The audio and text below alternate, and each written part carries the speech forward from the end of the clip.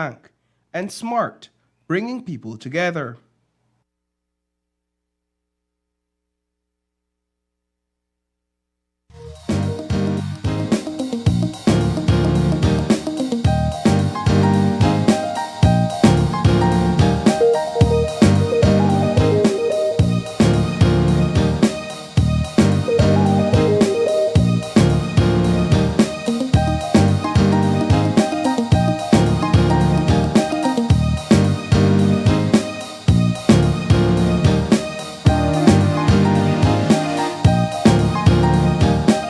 Live from Channel 5 studio in Belize City, it's Open Your Eyes, Start Your Morning Right with your hosts, Sabrina Daly and Isani Caetano.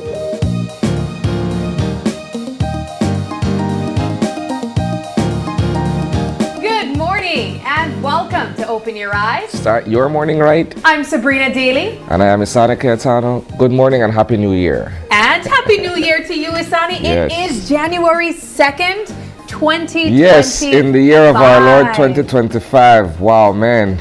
After a brand new start. Off to a brand new start. Renewed motivation and energy, Sab. Yes, I was just telling one of our colleagues here this morning when I came in very early. She was asking me about my energy that I had so early. I said it's the new year. It's the start of a new year, and that comes with a level of excitement. For some people, we look at it as a new chapter, a new beginning. And so I'm looking forward to that fresh start feeling that comes with the start of a new year.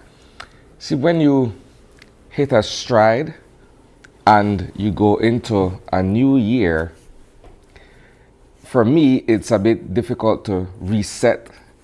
It's more of what I describe as continuance, right? It's a matter of being able to remain on that stride and move from strength to strength, so to speak.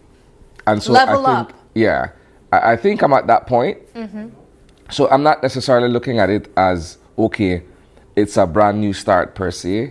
It's a matter of being able to continue to build on the momentum that I've already picked up over the past year. And I think on a personal level, I've done so much, you know, in my life, both at work, at home, and you know, in my circle, so to speak, with family, that I'm not hitting a reset button. I'm just, you know, looking at it as, okay, this is now the moment for me to take it over the top, you know, in terms of being able to achieve certain success and what have you. I like that perspective. And as I said, I mean, there's a lot of people that look at the new year differently. Yeah. Some see it as a continuation, as you said, a way that they can continue to progress and improve. And others look at it as a fresh slate. Yeah. And I personally believe whatever it is, as long as it motivates you to want to improve yourself and be better, I think it's a go. And so Happy New Year's to you guys. Let us know in the comment section how you're feeling. Do you feel like this year promises a continuation of all the things that you have been working on in 2024? Or are you looking at it as like a reset button, like Isani mentioned, a way to start over, start fresh? We want to know. But we do have some topics to jump into for What's Buzzing. It was a big celebration. I can't even say over the weekend, but it really feels kind of like a Monday, Thursday, yes? Yes. And so we're going to jump straight into What's Buzzing, topics that are trending both on the news and online.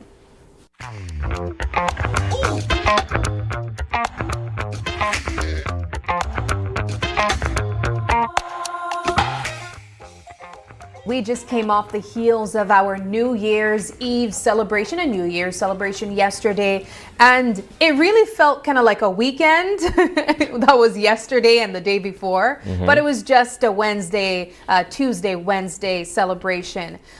What I can say is that the entire country came alive in celebration of the new year, the entire world really. And I know that there were various parts of the country, both in Belize City and outside of the Belize district, that celebrated in the grandest way. Did you do anything special? Did you go anywhere in particular? Well, I started off fairly early. You said that you were gonna go hopping. You're gonna start off with the fam when the clock strikes 12. You bring it in with the fam, and after that, it's straight tour guide around the city. I started off early on Tuesday. Okay. Right? And I think it gave me an opportunity to kind of get a sense of what people are up to for the night to bring in the new year. And so it was quite an experience. I'll leave it at that. But I'll tell you this much, right? You know, so we always have this conversation where we're saying, okay, on Christmas Eve or New Year's Eve to bring in the day, there's all the fireworks, the firecrackers, there's this whole sense of, you know, being completely alive and awake and what have you. And so yesterday was a very rainy day, miserable for most people, at least in Belize City. It was. Right? So when the rain subsided, I decided to come outside and, you know, sweep my driveway or what have you. Guess what I found? I found a bullet slug. Yeah. I was like, okay, so I know that people, you know, usually discharge their weapons along with the firecrackers and all of that. So it's in that entire chaos or, you know, that noise and what have you, people are, you know, shooting guns, right? Yeah. And so I was like, wow. So I started looking around to see if, you know, if any part of my house or the structures outside got damaged. You know, yeah. Fortunately not, but there was a spent shell and a round right on the ground there. That's crazy. Yeah. But you raise an interesting point, because I believe it was just a couple weeks ago we had the Belize Police Department on our couch talking about the illegalities of these firecrackers. And one of the reasons why it is prohibited is because it sounds very similar to a gunfire. And for a lot of people, sometimes it disturbs children, elders, animals. And if there's a case that there's a firecracker going off and someone mistakes it for a gunfire, police would be called. And it would be an instance where it's actually not harm being taken. So it takes away from the resources that they have. So it's very, I appreciate that you pointed out that there was... It's a matter of public safety. You're discharging a weapon in the open. You don't know where that bullet is going to land. I mean, and we do know that the firecrackers still went off, but the Belize Police Department did mention that they would have been stationed in different parts of the country to ensure everyone's safety. But aside from that, Belmopan, I understand, was completely alive over the holiday. Apparently, that was the district to be. We'll argue that that's very subjective. Yes. But Puffy did his thing, I understand, and all the other artists that were brought in to ring in the new year. I mean, look at the screen there, guys. That's the entire city of Belmopan right there, converged on the park. And I mean, it was a free event that saw artists, international artists, fly in to perform. As you mentioned, DJ Puffy was also on the lineup. He's been to Belize several times, and so he's a very familiar name and performer, artist that would oftentimes visit Belize to perform for bigger events. And so I saw a lot of positive reviews online about the 822's celebration of, you even have the mayor on stage there. He's celebrating. But I saw a lot of positive reviews. I'll tell you this, right? And I'm, you know, stirring the ants, ruffle some feathers. It's a good look for Belmopan, considering Belmopan is usually flat, dead, and boring, right? I saw reactions from people saying that too. It is what it is. You know what? This is a great turning point for Belmopan. It looks like it promises to be the city in the country where everyone will go to for entertainment, as opposed to what its reputation used to be of being one of the more slower paced. We describe it as sleepy. Sleepy, you know? Yeah. But guys, were any of you in attendance at the event? Because it really looked exciting. I saw the firework display there on social media, and it looked absolutely fantastic. Very well invested in this event. And obviously, I think it comes with the time too. People want to see big, beautiful scenes of display when you're bringing in the new year, and they definitely executed that. Yeah, but good stuff. Also, another, I think, event that people were well tuned into and had a lot of reaction online was the infamous concert that everyone was anticipating from Vybz Kartel. Freedom Street. Now, this one's interesting because I think it was just a few months ago that we were talking about Vybz Kartel posting online saying that he plans to visit Belize and all of that. And of course, we know that we have a healthy fan base here in Belize that really looks at Vybz Kartel as a legend in music. And so this was his first performance since being released from prison. You can see there on screen he performed alongside Spice, who also visited us in Belize. I think it was last year when we had the International Music and Food Festival, I believe. But this was such an iconic performance. So, for Jamaicans and perhaps for many of us in the region who follow Vybz Kartel's career, his music, and what have you, this was a ticket of the year, really, right? And when you look at the venue where this concert was held, from earlier in the year, they had it sectioned off, right? And many of those seats were sold out from very early on.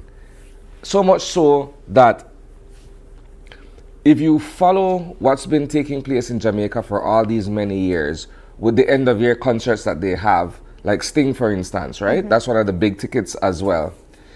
That was pretty much canceled this year for whatever reason, but it gave strength to the Freedom Street performance, right?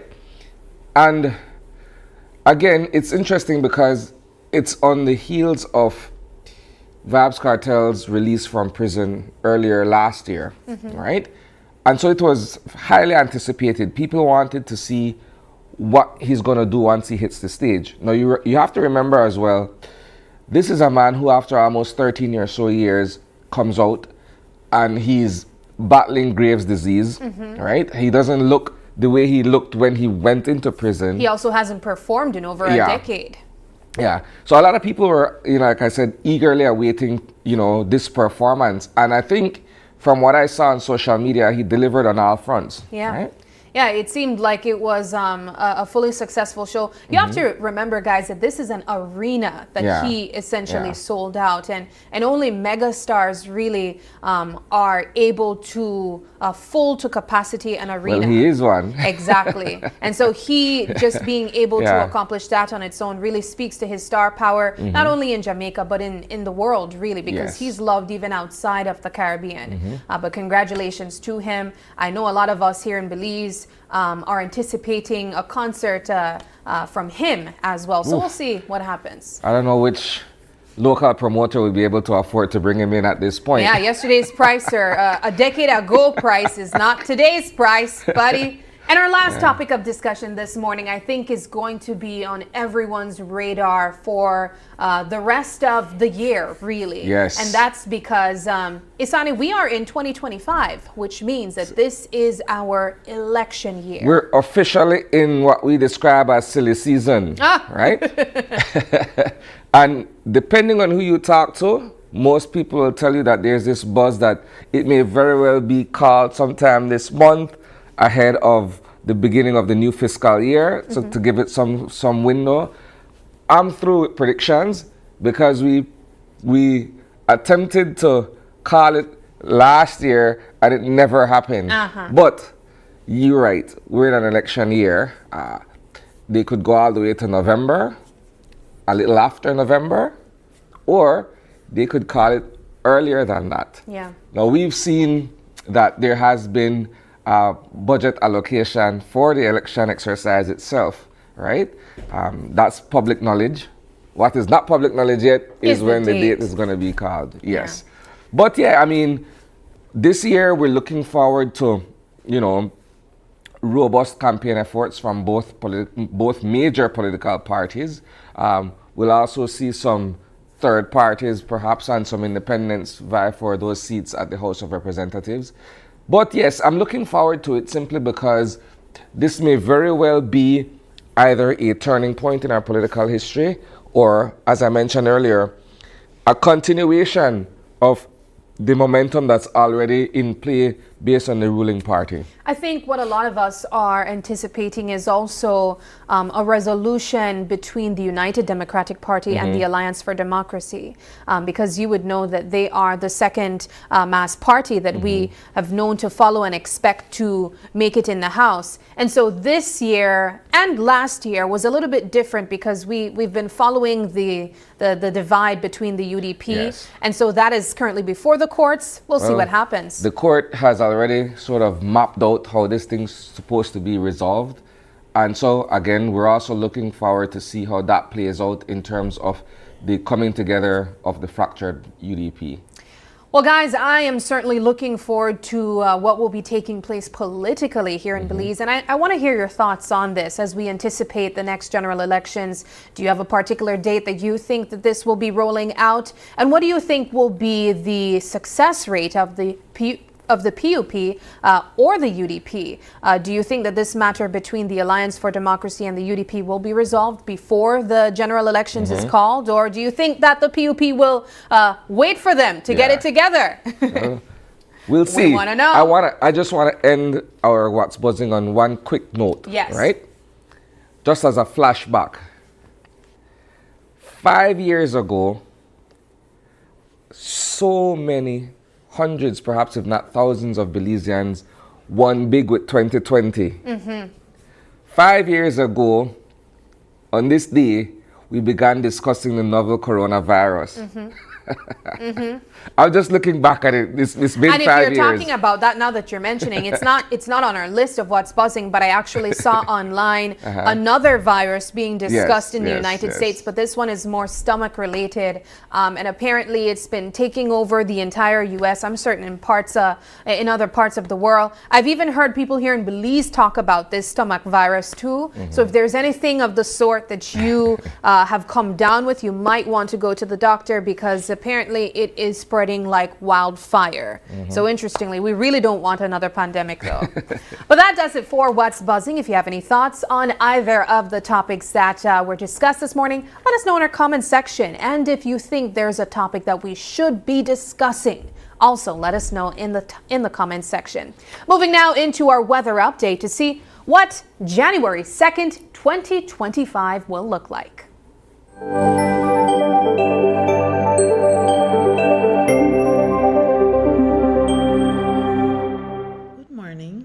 Moist and relatively unstable conditions prevail.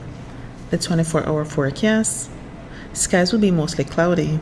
A few showers or periods of rain and isolated thunderstorms will occur mostly over northern and southern districts today, then mostly along the coast tonight. High temperatures for today will reach around 82 degrees Fahrenheit along the coast, 83 degrees Fahrenheit inland, and 78 degrees Fahrenheit in the mountains. For tonight, low temperatures will reach around 72 degrees Fahrenheit along the coast, 68 degrees Fahrenheit inland, and 63 degrees Fahrenheit in the hills. Winds over the open sea will be from the northeast at 10 to 20 knots, and then sea conditions will be choppy to moderate. Low tides occur at 6:12 this morning and then at 5:22 this evening.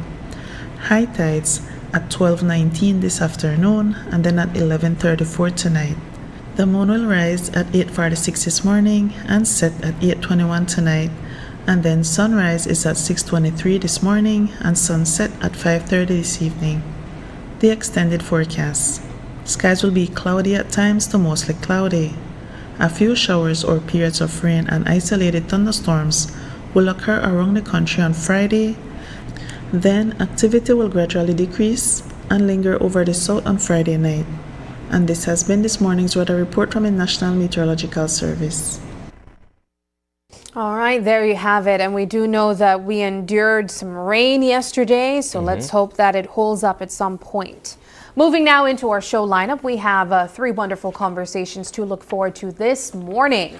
Speaking of the political arena, Isani, in our first conversation, we'll be joined by attorney Audrey Matura, and she'll be talking to us about what the political climate might look like this 2025. Our second conversation is with nutrition and wellness coach Karen Rosito as we discuss the transformation of your body and your life. And speaking of transformation of your life, we can't forget financial transformation. And so we will have Carol Babb in to also talk to us about how you can avoid the trap of MAGA season in January and for the rest of the year. But we got to take our first break. But when we come back, we are going to be talking about predictions in politics this 2025. Stay with us. We'll be right back.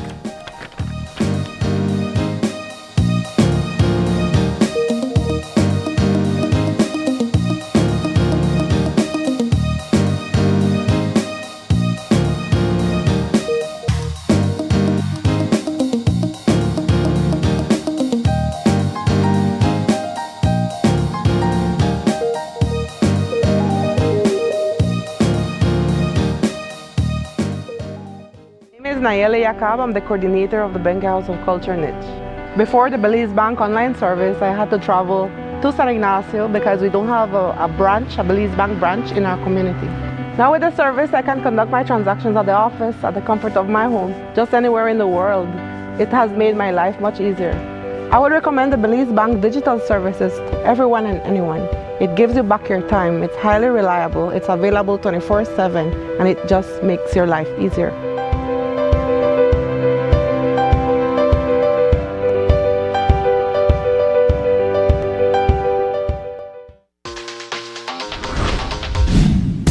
I'm connected. Yo. I'm connected. We're connected. Create the perfect broadband bundle that fits your style with Smart Connect. With the Junior Bundle, get 50% off your national calls and up to 6 gigabytes of data at no extra cost. Get postpaid added on for an additional cost of only $25 with the Prime Bundle. Stay connected with unlimited smart-to-smart calls, plus 6,300 megabytes of data and free international minutes. For the family, get the Binge Watchers bundle with Netflix add-on for only $28.13 more. This bundle gives you 4 profiles with unlimited streaming on multiple devices. Visit a showroom near you to sign up and personalize your own bundle combination with Smart Connect. Smart, bringing people together. Technology is ubiquitous, and it's transforming how, when, and where we work. Fulltech Systems is placing award-winning devices in the hands of information workers, allowing them to work without compromise in a world without wires, to innovate, create, and to maximize productivity anytime, anywhere. Satisfying the needs of the desk-centric remote and field worker and every other worker in between. We are providing the industry's best devices to businesses going through the process of digital transformation. Partner with us today to provide the solutions that will allow your employees to work effectively and efficiently to enhance your customers' experience.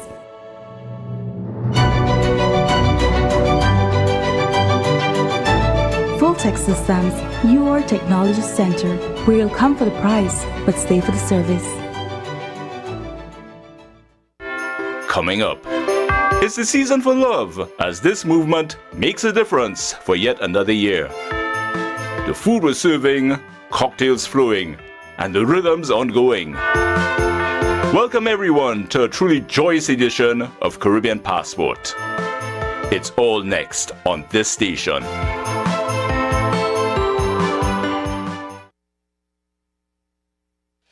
The Social Security Board, in collaboration with the Labor Department, takes this opportunity to remind insured persons of the requirements for compensation when on sick leave.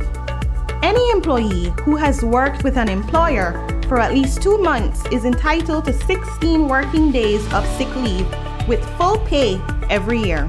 This is how it works.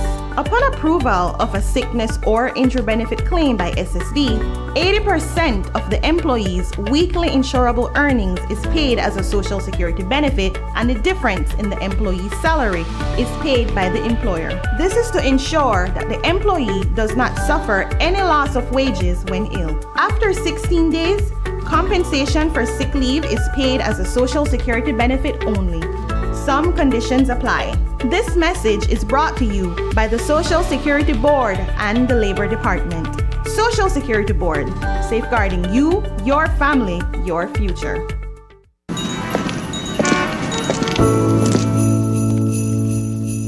La la la la la la la. Ooh, la la la la la la la. I've been waiting for this time all year round. Time to gather with my family and friends. Oh, I can hear the Christmas bells ring. Hear the choir as they sing. Oh, la la la la la, it's Christmas. Yeah, it's a Belizean Christmas. Oh, la la la la la, it's Christmas. Yeah, it's a Belizean Christmas. So tell me, do you feel it in the air? Time to spread the Christmas cheer. Singing Christmas time is here.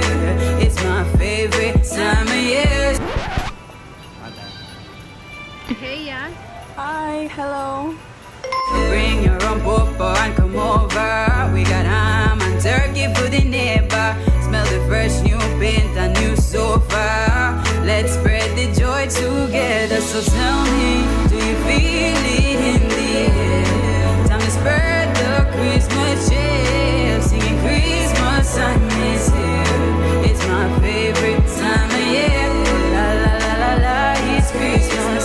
Yeah, it's a Belizean Christmas. Oh la la la la la, it's Christmas.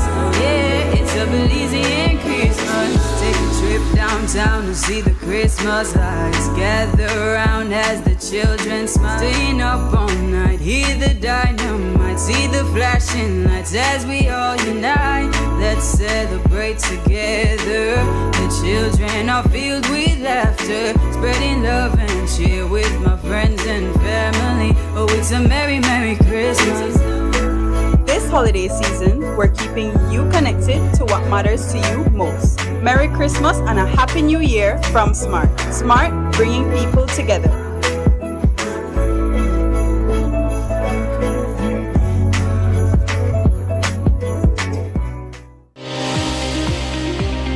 What I would like to say to our Caribbean basin, we are living in times where we face challenges that come our way we have not prepared for. Sometimes we are not aware these challenges will appear, but they are here. What is important is all of us working together. From the family, there must be that support network. Be viewing Caribbean Medical TV on this station.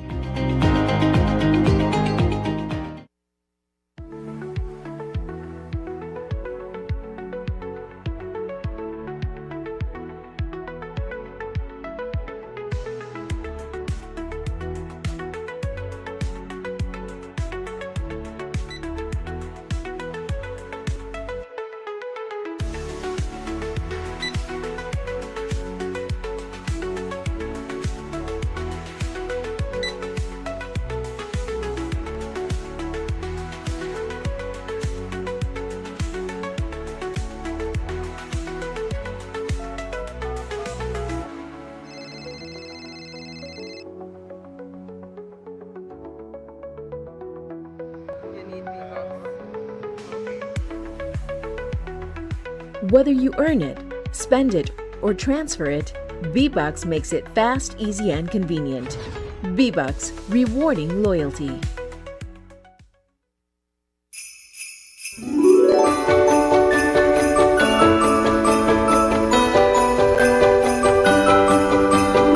In this season of joy, celebration, and spreading love, let us make sure that we keep the spirit alive by making responsible choices. Plan ahead and designate a sober driver before the celebrations. Here are some tips to ensure a safe and joyful holiday season. If you've been drinking, don't drive. Encourage friends and family to make responsible choices. Look out for each other. Report suspected drunk drivers to your nearest law enforcement immediately. This holiday season, let's make memories that last a lifetime. Let's ensure that everyone arrives home safely. A message from the Ministry of Health and Wellness.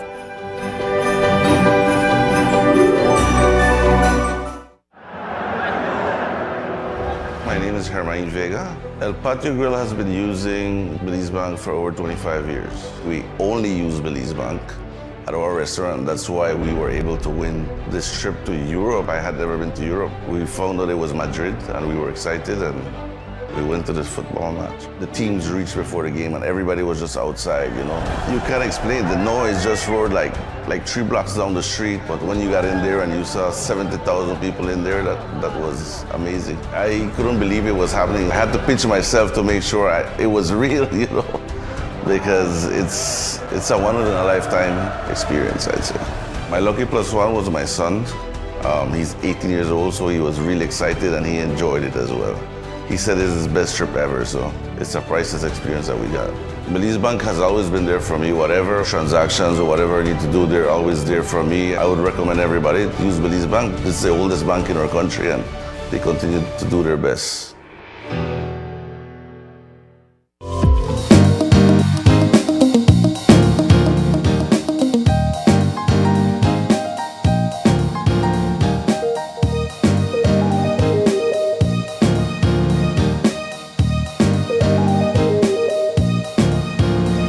Back to Open Your Eyes. There's a slight change in our lineup this morning. Starting things off, we are going to talk about ways that we can transform our lives financially. And you would know, Isani, that one of the things that we always say is after the big celebrations in December, after Christmas and New Year's Eve, there comes what we call here in Belize MAGA season, which is an entire month long where we try to pinch on the leftovers from the celebration the month prior. And so we went out in the streets of Belize City to ask you guys how your wallet and your bank account stand this MAGA season. Let's find out some of the reactions and responses that we got. It's the end of the year. What are funds looking like? How are we feeling with our bank account? Well, I'm a pensioner. But you have to learn to budget. If you don't learn to budget, then, you know, you'll spend all your money. You got to go to one shop, it says $2, and if you can get it for $1, you go at the other shop and you buy it for $1. All right? So you've already planned for the new year? Of course. Quietly. I'm 66. It's the end of the year. How's the bank account looking? How are funds? Steep, but, you know, it's a new year to get the funds up, right? So you're optimistic that the new year will bring new blessings for you? Well, of course. It's the end of the year. How are funds? How is the bank account looking? Oh, I'm a little young, so and I have a job, but it's all right. I never spend too much for Christmas, so I have some little money left over. So it's the end of the year. How's the bank account looking then? Well, I never spend all, so I got one little surplus there where I work on right now. Christmas never dried up? No. I make sure that never happen. So what's the bank account looking like at the end of this year? I tell you, this year it was bad. It's a bad season this year. Worse than last year. Last year is more better. The 23rd was more better. This year was gone like dead like duck. So are you hopeful that next year will be better? If God spare life next year, if we have belief in God, everybody have trust in God, we might survive. With this Christ living, we can't be hard, we survive again. Everything is bill, water bill, light bill, gone like super high like dog. Well, we definitely got a mixed bag of reactions. We heard dead like duck, we heard miss ain't even the work yet, and we got some positive reactions like I didn't spend too much, so I had enough to roll into the new year. And I'm certain that no one would be more pleased to hear that than Education Director from Holy Redeemer Credit Union, Dr. Carol Babb. And she's joined this morning virtually. Good morning, Dr. Babb. Good morning, Sabrina. Happy New Year, Belize. Happy New Year. Morning, Doc. Morning. Now, I'm not sure if you were able to see some of the reactions from the public, but we know that this month here in Belize, we call MAGA season, Dr. Babb. Before we even jump into ways that we can undo MAGA season, what is MAGA season? Well, MAGA season, to my mind, my own definition is when people have limited finances. And we'd say things really bad. And I think that is why, as a country, we need to ensure that our people are financially literate so that they are prepared for this season. So we can't prepare when it's Christmas time. We have to prepare before. And that is why budgeting, I think I heard one of the ladies said that she's prepared for this season because she budgeted. And that's very, very good advice. And when we budget, we know where our money is going. And an important part of budgeting is savings. Yeah. I mean, the person that said that was in fact a pensioner, so she didn't even have that regular stream of income, and she still managed to make it work in her older age. So we are essentially now recognizing that this month is what we call here MAGA season, which means that funds are low, and that is usually because of improper spending habits the month prior. Now, for those who can't avoid MAGA season and they're just here, but they need to try to make it work, what is your advice to persons who might be in the middle of that MAGA season feeling? Well, if you're in the middle of MAGA season, my advice would be that you need to start to differentiate between wants and needs. Buying only what you need. When you go to the stores, you take a list so that you don't spend impulsively, so that you don't start to pick up things that you don't need. You need to cook more. Many times you find that you go out and you buy fried chicken. Imagine if you buy a whole chicken and you cook that chicken, then your family can have tea, lunch, and dinner in the evening if you want from that chicken. So these are the kind of financial decisions that you need to make. You need to cook more at home. You cook beans. Beans is very healthy. It's high in protein. I heard that we're going to have Karen on the show. She will tell you if you can cook meat, then try beans, and beans can go a long way. So these are decisions that we have to make. We have to learn that we need to prepare from before an emergency fund. We know that MAGA season is coming. And from the beginning of last year, we should have an emergency fund in place. An emergency fund is where you save at least 3 to 6 months of your expenses. Isani might say my expenses are $1,500 a month. So in an account, in your emergency fund, you should try to have at least $4,500 in your account. And that emergency fund is so important because things happen, things that we don't expect.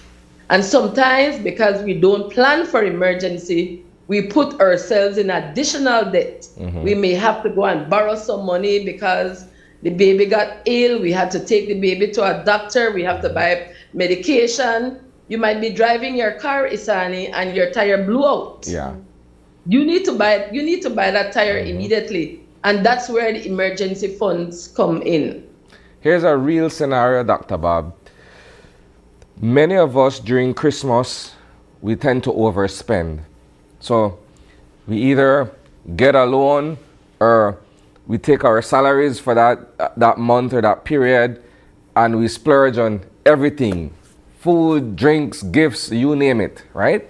So the house looks good. The house looks good in December, but come January 1st, for some people who are paid on a monthly basis, I'm thinking about teachers, for instance, right? Public service. Public officers, they are the ones who the MAGA season would hit more or harder, should I say, because their pay won't come back again until the end of January. So they have to survive that 4-week period on whatever is left or whatever they can scrape together and survive from, right? I think that for me is the understanding of MAGA season. But you're someone who's big on financial literacy. I think we've all come to know you as the person who talks finance in terms of your personal budgeting and expenses. What's the best advice for someone who at this point would have already exceeded or blown their budget but need to survive the next couple of weeks? As I said earlier, you have to eat at home. You can't afford to buy out, buy food. You have to live with what you have. Live within your means. Pay attention only to needs because you don't have extra finance to buy some great activity is happening and you want to buy a new shoes or a new clothes. MAGA season, you might have to maybe have extra clothing in your closet that you don't need. Maybe you have to find a little side hustle. In this time, I would advise that you have to find a little side hustle.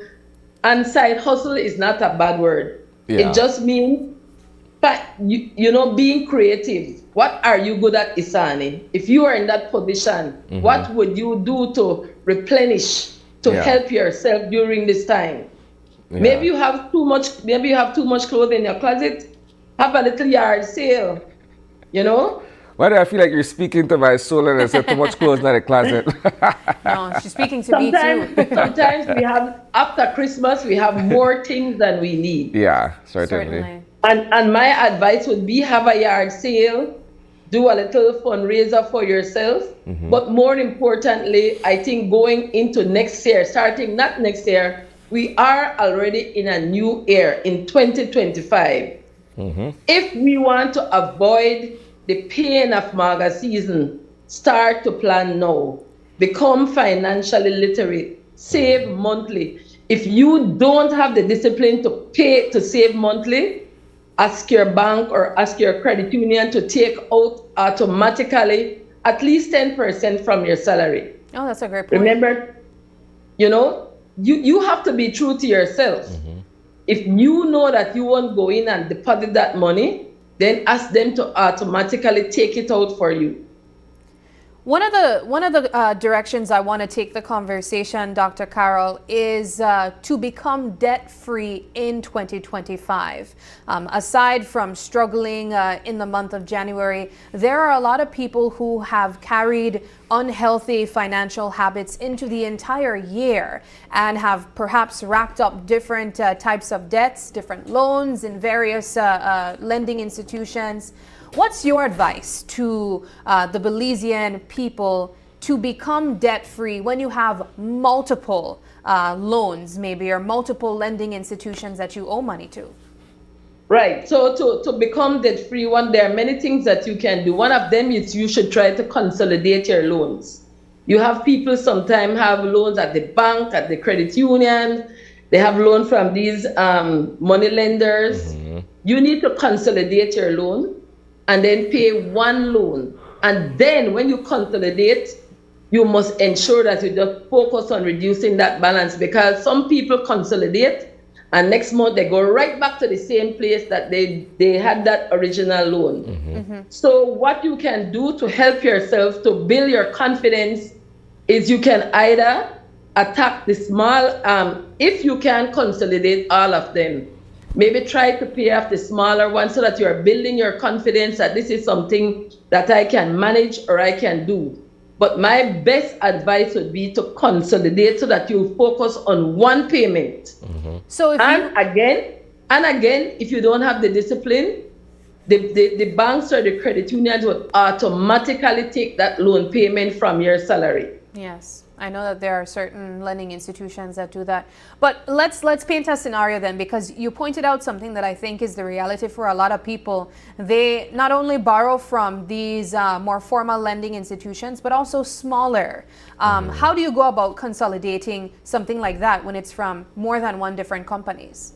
Well, that's the problem. Now, for example, a lot of people borrow from loan sharks, and you can, and that is very dangerous because the interest rate is extremely high.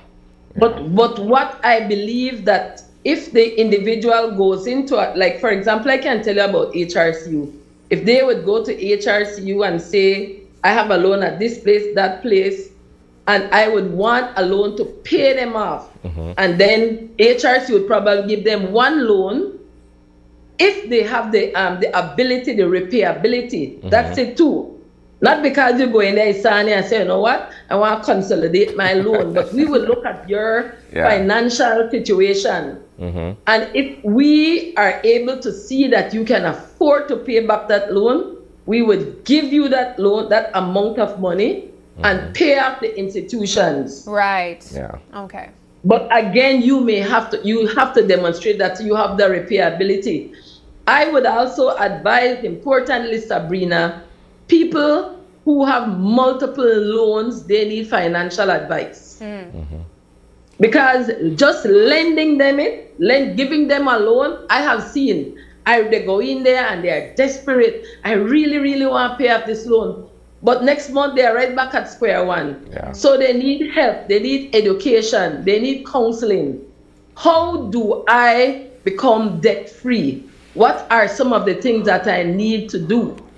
And as I was saying earlier, one of the things that you need to do, you need to budget. You know, though, a budget tells you where your money is going. Many times, people get their salary, Isani, as they get payday, then gone. You know, it's like Christmas for them every payday. All of a Spend sudden, wildly. their palette But if change. You know? Yeah. And also they have to differentiate between wants and needs. I can give you a scenario where I had done a training with a church group. And one of the ladies said, Miss Bob, you really threw me out. I said, what did I do? He said, well, I went to a certain well-known store and I picked up the item and I kept asking myself, is this a want or need? And she said she ended up not buying. I said, well, mission accomplished for me. My goal was achieved. Yes. So I believe that we as a country, we need to educate our people. We need to educate them to borrow wisely. We need to educate them to save more regularly. We need to educate them to differentiate between wants and needs. You go into the store and we need to ensure that you're not telling them that you need to buy carefully then. Take a list. Instead of just going into a store and just picking things off the the shelves. You raised a really interesting point when you mentioned that some people need financial advising when they come and try to borrow from a lending institution. And that made me think of persons who, have these ways of thinking, because there are people that say, well, Miss Bob, you have to owe for own. And so what do you say then to persons who might not know if they even need financial advising? Are there signs that you would need to seek a financial advisor? Can I jump in before you respond, Dr. Bob?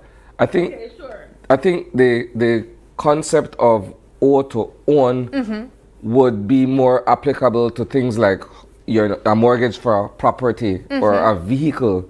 But owe to own in the casual sense, something is terribly wrong if that's the direction, right? Exactly, and that's why I wanted to tug on that saying, because there's a lot of people who use these very real sayings to invest in your life, but they have used it as a cushion to support their unhealthy spending habits. And so I'm glad that Isane pointed it out, but I want to hear it from Miss Bob. Right. So again, when you find that people, I find that there are people, I was on this credit committee at HRCU. And whenever we would have loan meetings and we look at loans, you see the same names coming up over and over, and they come and they tell you, oh, they really need it, but next month, they are there again. Those are signs that those people need help. Yeah. It's not like you go to the doctor, Isani and Sabrina, and you have a cold. They need medication and they need help. They are compulsive borrowers. Yeah. And when they go in front of you, they give you all the reasons, and you feel really, really sorry for them. But next month, they are back to square one. All right. So education is the key. And that is why, as a country, and I really want to emphasize this, we must ensure that our young children learn to save, learn to borrow wisely, learn to invest, and also realize the importance of money management. Next question, Dr. Bob. This 2025, are we jumping in syndicates, or is that a part of unhealthy spending habits? Well, that comes up a lot, and I'll be very honest with you. Syndicates are risky. Yeah, serious business. Serious business. No, you have some people say, well, the only way I could get things in my house are with syndicate. And who tell you that you can leave your money at a credit union and it will be there? And secondly, your money will be gaining dividend or interest. Yeah. I remember as a young teacher, because I was not as knowledgeable as I am now, I was in a syndicate, but I would never go in a syndicate now. But fortunately for me, at that time, I used to tell people I want to draw first because I want to ensure that after I invest my money, somebody not disappear. Yeah, and that happens all too often. It's risky. So let me share let me share a personal experience that I've had as to why I don't participate in syndicates, just like with Chris Kindle, right? So it's a situation where I don't mind drawing last. I don't have a problem. If we're saying, okay, you have 12 other spaces prior to mine, no problem. What I have an issue with is when I'm paying my money diligently. So for argument's sake, if it's $500 a month, I'm paying my $500 on a monthly basis, loyal to that. And when it's my time to collect, I'm not collecting the full sum because somebody else is late with the money. No, I get it in pieces and what have you. And that's where it's risky. Yeah, that becomes a serious problem. It's on it. The message I want to share with the viewers here, it's risky. People don't come up, they don't pay. And just imagine your money can be earning dividend, can be earning interest. So it's risky and you are not gaining anything. Although you are giving your money, you are not getting, you are actually getting back your own money. Yeah. Some people would also tell you the minute they draw is all of a sudden the time that these bills come up and all the money goes. I mean, I personally don't subscribe to syndicates as well. I believe I could achieve the same. You have some Belizeans, they will tell you, they will try to convince you. That's the only way. You see my coach, that through syndicate I get that. But why can't you save your money at the credit union or at the bank and do the same, and your money is safe and you're earning? But you're not earning anything. It's very, very risky. Many times you hear people tell stories about some person disappearing, going to the States after they draw and all of that. So I would not advise people to join syndicate. Where did the whole syndicate concept come from though? Because it feels like something almost cultural at this point. I mean, I remember our parents doing that. It is cultural, and and I have learned that it's not only in Belize, in other parts of the Caribbean as well. Yeah. And they call it different names, and I can't recall some of the names. Well, interesting point to consider. This year, guys, as Dr. Bob mentioned, we're not doing syndicates. We are saving at a credit union or at a bank. I'd say the final points that we can brush over really quickly, Dr. Bob, is just your general advice to our viewers when it comes to saving money this year. What are some tips that you can give to save, I'd say, without feeling too much that pinch throughout the year? So my best advice would be to make a budget, right? So with your budget, you will see exactly where your money is going. And under expenses, you should pay yourself first. Pay yourself first means save at least 10%. The expected rate or the suggested rate is 20%. But I'm saying if 20% you feel that's a bit steep, then try 10%. And also remember that in your budget, if you follow your budget, you take care of your fixed expenses like savings, your mortgages, your mortgage, your children's school fees, your insurance, and all of these things. And though the syndicate a budget will guide you, and you will know exactly where your money is going. Many times after people get their pay, they are very angry. I just get paid and my money done. I must thief my money because I can't understand how it done. Yeah. It's because they don't budget and they don't know where their money is going. And also debt management is very, very important. We need to ensure that when we make loans because we really need it for a good purpose, and that we are paying our loans on time. And too many people are chronic borrowers. Those are the people who need financial advice and counseling so that they can learn to live within their means. Very good points that you mentioned there, Dr. Bob. We thank you so much for joining us virtually. We're hoping that this year will be a better year for many of us financially, and that we can continue the conversation in spreading awareness on how to be more financially aware. So thank you so much for joining us, and we wish you all the best. Thank you very much, and all the best, and we'll make 2025 a financially literate year. Yes. Thank you. Fabulous. All right, we'll take a quick break now, but when we come back, we have much more for you on Open Your Eyes. Stay with us. We'll be right back.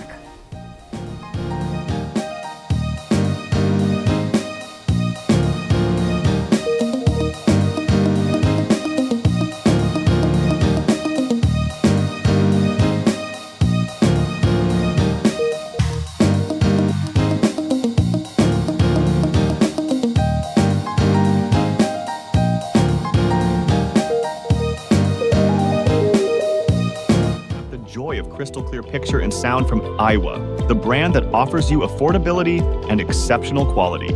Iowa has a wide range of exceptional products to choose from, such as TVs, speakers, headphones, home appliances, and much more at affordable prices that won't break the bank. Enhance your audio-visual entertainment experience with Iowa, and for your convenience, parts are readily available in country for hassle-free maintenance. You can find Iowa products at your local electronics store countrywide. Choose Iowa, the best in home entertainment and household appliances.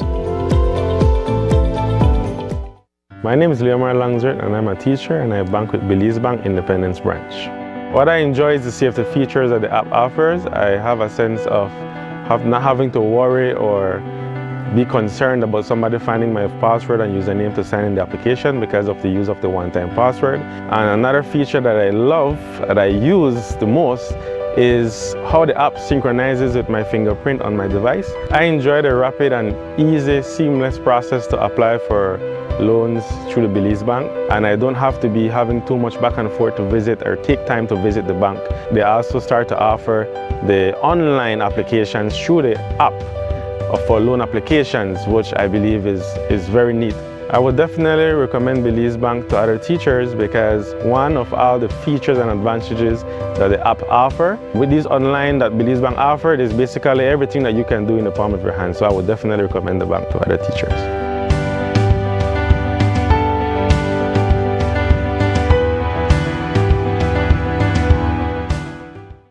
Driving around, particularly during this holiday season, can be quite an experience. Families are out shopping and the streets are buzzing with excitement. It reminds me that this season is all about connections, and it starts with how we treat each other, even on the road. When I'm behind the wheel, I always remind myself that being on the road is more than just following the rules. It's about looking out for each other and making sure we all get home safely to our families. This season, let's continue to be alert and be kind on the road. Be courteous, give way, and stay safe. A message from BEL. Ladies and gentlemen, this is what you've been waiting for. In this corner, we have the masters of limitless power and unbeatable connection. Pioneers of 4G LTE in Belize. It's the undefeated champion, Smart. And in the other corner, struggling to keep up, it's the other guy, Vybz.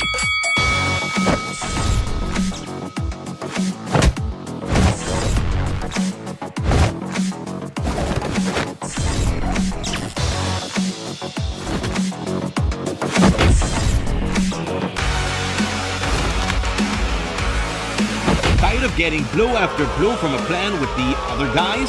It's time to tap out and join the winning postpaid plan provider.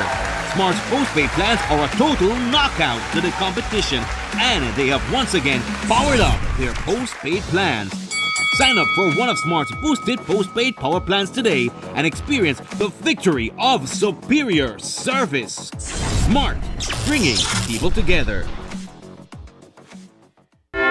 Coming up, it's the season for love as this movement makes a difference for yet another year. The food we're serving, cocktails flowing, and the rhythms ongoing. Welcome everyone to a truly joyous edition of Caribbean Passport. It's all next on this station.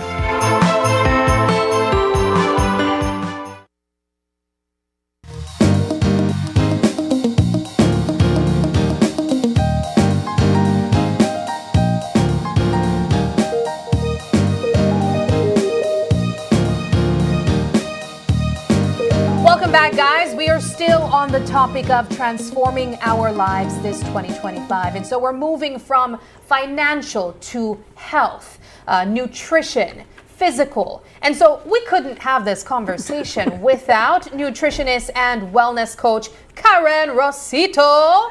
Good morning, Miss Karen. Good morning. Happy Good morning. Thursday that feels like a Monday. We were just talking about that this morning. This is such a Monday, Thursday feeling. But nonetheless, it is the new year, and we are happy to have you here with us talking about wellness and how we can improve our lives this 2025. To live longer. To live better. Longer. Right? You've been in this business for a very long time, Miss Karen. How long?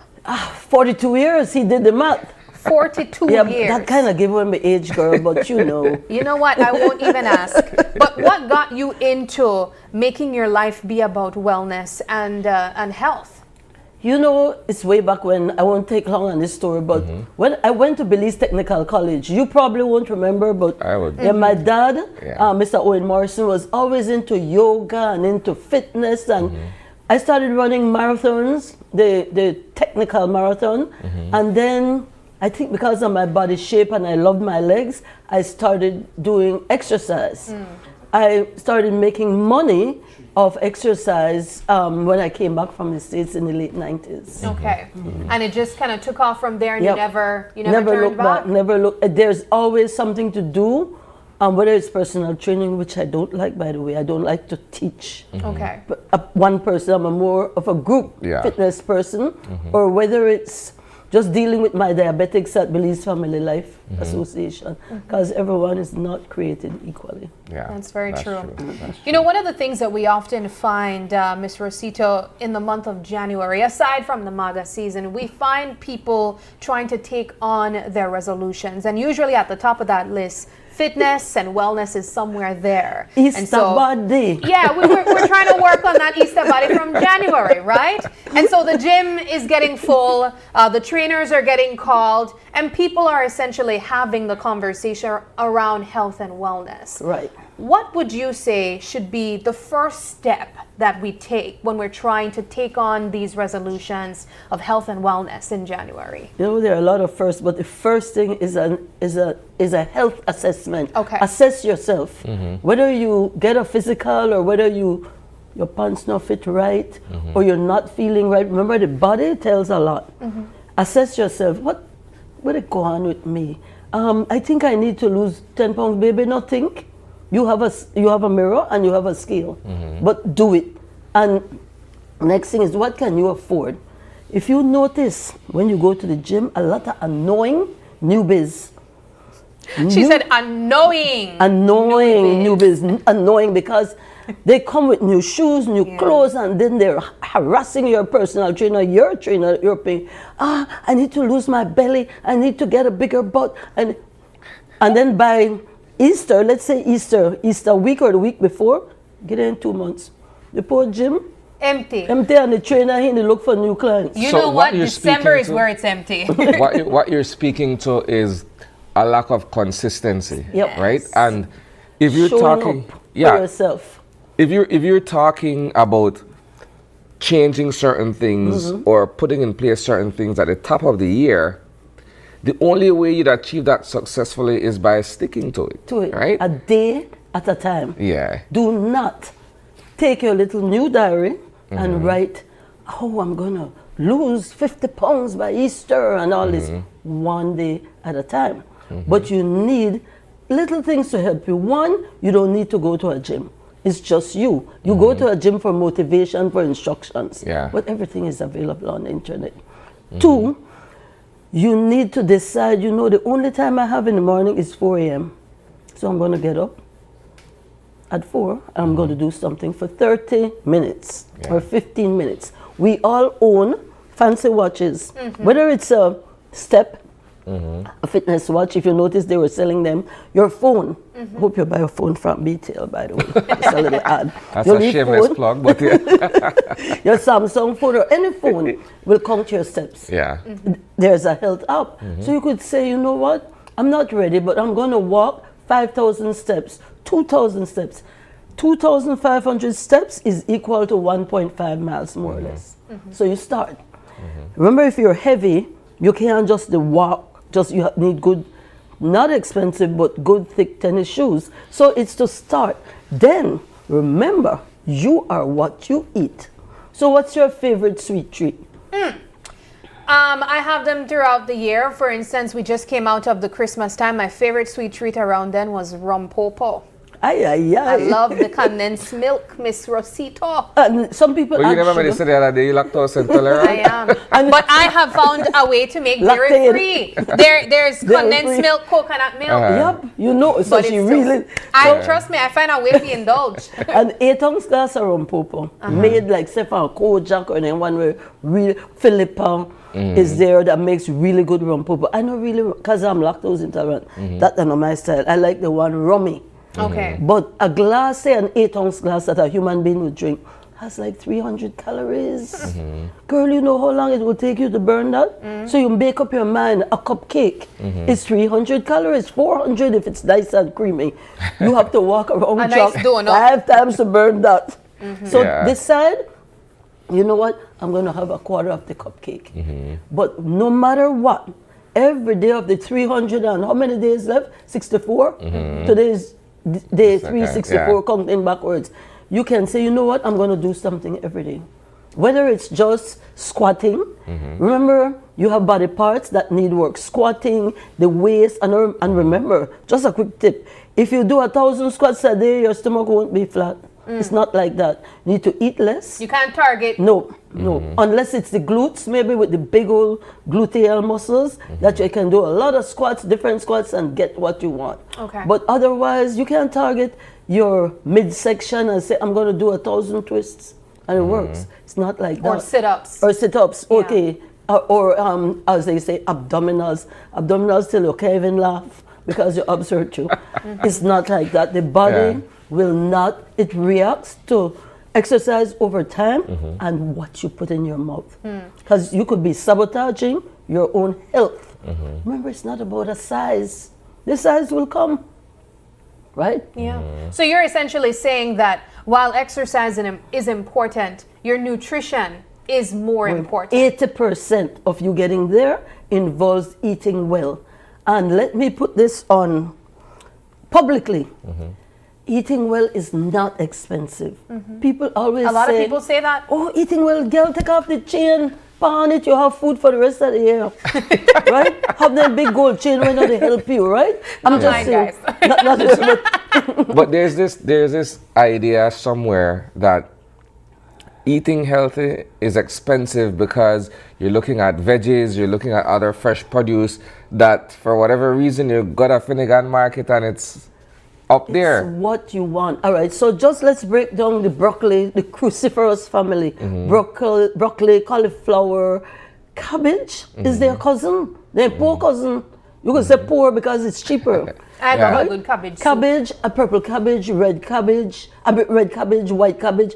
Mix it together with onions and do a stir fry. I have to point out something really quickly right now, though, Ms. Rosito, because aside from the sweets that a lot of people are really struggling to avoid, and they're addicted to, let's dissect a regular Belizean meal throughout the day. For breakfast, what does Isani grab right after morning show? $3 tacos. Yay or nay? No? Well, the thing is, at least it's better to have $3 tacos, which, by the way, is only $6 now. Yeah. And they put on the meat and Okay, wipe so it off. $4 tacos. $4 tacos, 8. At least it's the choices you make. So you didn't bring a sandwich, so you grab some tacos. But what if the meat pie man whistle past here and you run down go buy meat pie, which by the way are $150 each now? That's a worse And a lot choice. of air in there. You don't really get a color in the gravy, it's just hot air. What I want to look at, though, and you is... pick the tacos. Okay. Yeah. But what I want to look at is if we have weight loss goals, how as in fat loss or fat loss goals, Uh-huh. how nutritionally I'd say beneficial is tacos versus something else like maybe a fruit bowl. If we're trying to reduce calories, is $4 tacos, which would be what, 9 tacos, a lot of calories? Yes. Well, it depends because like he just said they wipe off some of the meat and it's dry, but they add onions. But 3 tacos without anything is equal to a slice of whole wheat bread. 3 tacos. 3, right? So that's not bad. Not bad. So you're not bad, but then some persons put oil, a lot of oil. Yeah. Not all tacos created equally, by the way, right? So I don't have one right out there that I like, by the way. Right downstairs. Yeah. So My thing is, it's about every day. For example, let's look at the Belizean breakfast. You get protein, bacon, egg, beans, cheese, and beans, which is a second-class protein. And you get Creole bread or Johnny cake or so. Fried John. But it's too much. In our world, you have one protein. Pick your poison. Whether it's an egg, 2 rashers of bacon, because bacon brings the fat. So I know I'm not bacon, but it is what it is. But you start off with your glass of water and your fruit cup. How expensive is a watermelon orange cup? Negligible. Some people would say though, you know, it's not so much about the fruits. It's when you go and you buy the salad's so expensive compared to the tacos on the side. No, but then why buy a salad plan? You know you're operating on a small shoestring budget. Buy your whole wheat bread. Make sure it's darker, not light. Okay. You do your beans from maybe the Sunday and you have a bean sandwich with onions. Because listen, once you're hungry, you will eat it.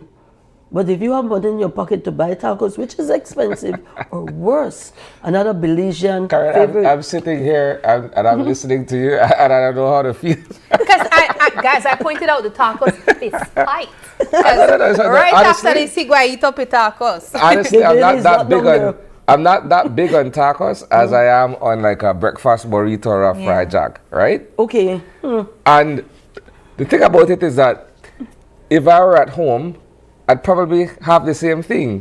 The same thing as in the fried jack, right? With the fried jack, the beans, the egg and what have you. Just remember that in your mind when you're picking, when you're compiling your breakfast, not have 2-3 proteins. You only need 1 egg, 2 fried jacks, and you get the fat from the fried jacks once it's cooked well.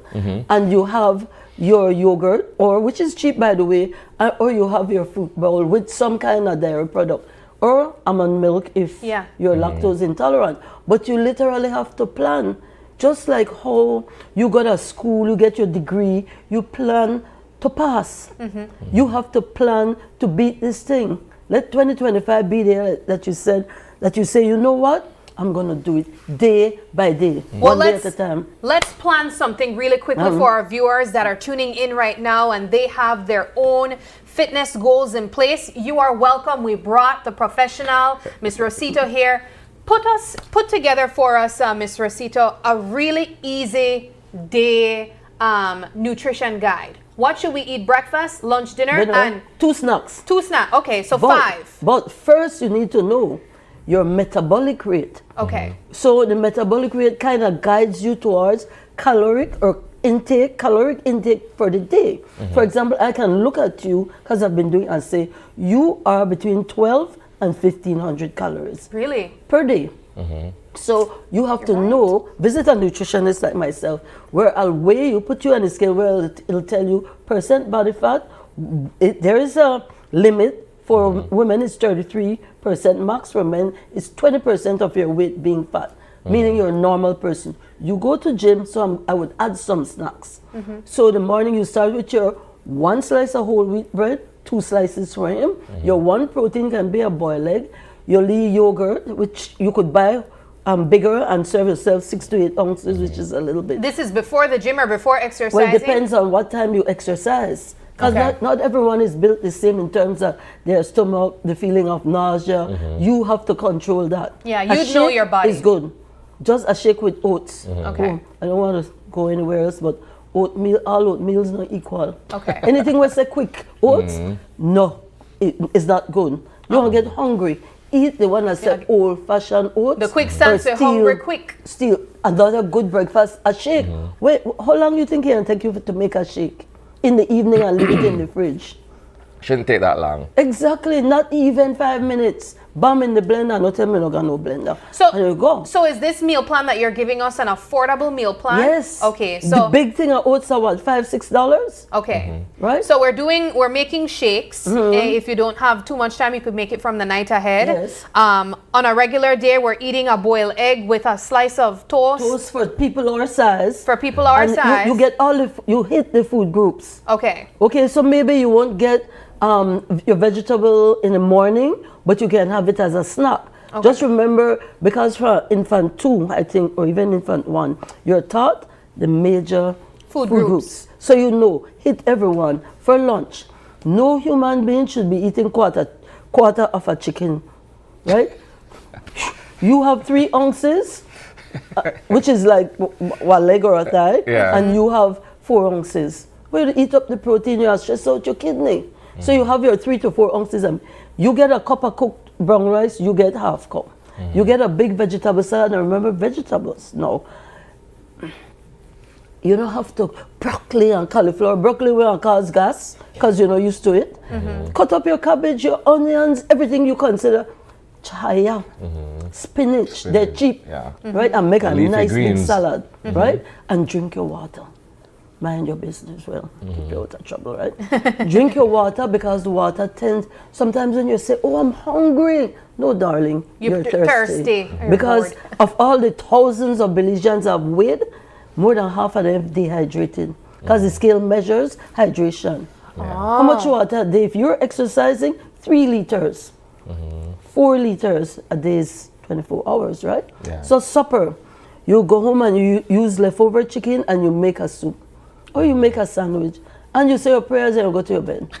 Right? Tea to fill the empty spaces. So my diets are based on metabolic rate and 1200, 1500, 1800. Like how you start exercise, like really get into it now. And he told us already from last year he will. From last year, as in January 2024. As in like late 2024, darling, he told us 2025 is his year.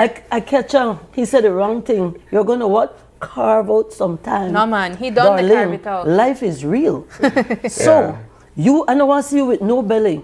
At Easter, I got a slight eyes. Yeah, but you never had. You know how long I know you? He had his abs together, right? But he has safe family. Don't blame them. Kind of not forced to eat. But carve out mean, you know what? No matter the day, even if I write it in your phone, I'm gonna exercise. At least give half hour. You're stressed out? Go right to Maran Jones Stadium and do 2 laps. Watch the crocodile stuff. So we have a viewer. Okay, sorry, go ahead. Yeah, I was going to say we have a viewer online asking Miss Karen for an affordable breakfast, lunch, and dinner. Okay, so let me clip that really quick. 1, let's say you can't afford whole wheat bread, but you can need whole wheat Creole bread. Okay. Okay, so that's a good, or like I said, a complete meal is a shake, viewer. Your 2 tablespoons of oats, your papaya, they're common right now. Your if you're lactose intolerant, well, you have to could afford soy milk, which I'm not a fan of, or almond milk. Or you have your Lala Light, which is affordable. That's breakfast. You take care of breakfast. Lunch, 1, you could do a soup, right, with less carbs, meaning you don't have to put corn and potato. Use something like sweet potato, or mashed sweet potato with a piece of baked chicken and a vegetable salad. Tomatoes, cucumber, tomato is a fruit, but you know what I mean. Cucumbers, spinach as your base, little bit of vinegar, a little bit of oil, and you're gonna clear. And you, by the way, you can use coconut oil. You just have to watch it. Teaspoon, and it's delicious. Supper, whatever is left over, you make for supper, because supper is, you eat maybe between 6 and 8, and you go to your bed. On my diets, I would have a sandwich, a little soup, because anything that hits the tummy makes you feel full. So you don't have to go buy fried chicken. Or I don't know where to eat. You always have something to eat. Okay, but the snacks. Let's say you're hungry in between. People like you, maybe you're on the move.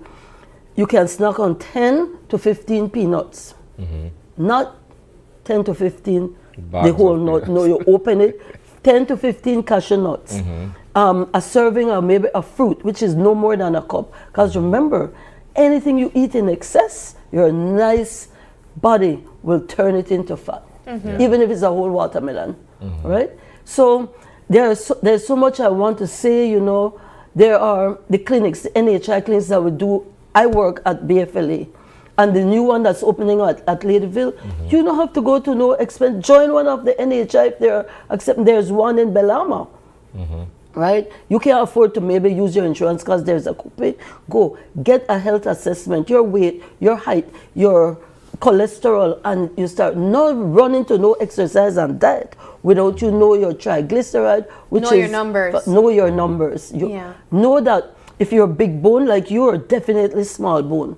You cannot. How do you know if you're small bone or big bone? Oh, the wrist. Right? The wrist. Cause see, middle finger and thumb. See? Apparently I'm small bones. Yep. So you already know you cannot gain too much weight because you'll be sick. The diseases will come, the opportunistic diseases like diabetes. Right. Yeah, he's medium. He's medium. Yes, boned. but then he knows that he needs to keep his weight below the 175. Right? So even in your mind, I say your weight, but in your mind, if you know you're more than the 175 for height, how tall are you? 6 feet. Okay, so 6 feet, every foot is 100 pounds. Every inch after that is about 6 to 7 pounds. So the 175 is good. So you check yourself, but check of the 175, what percentage is actually body fat.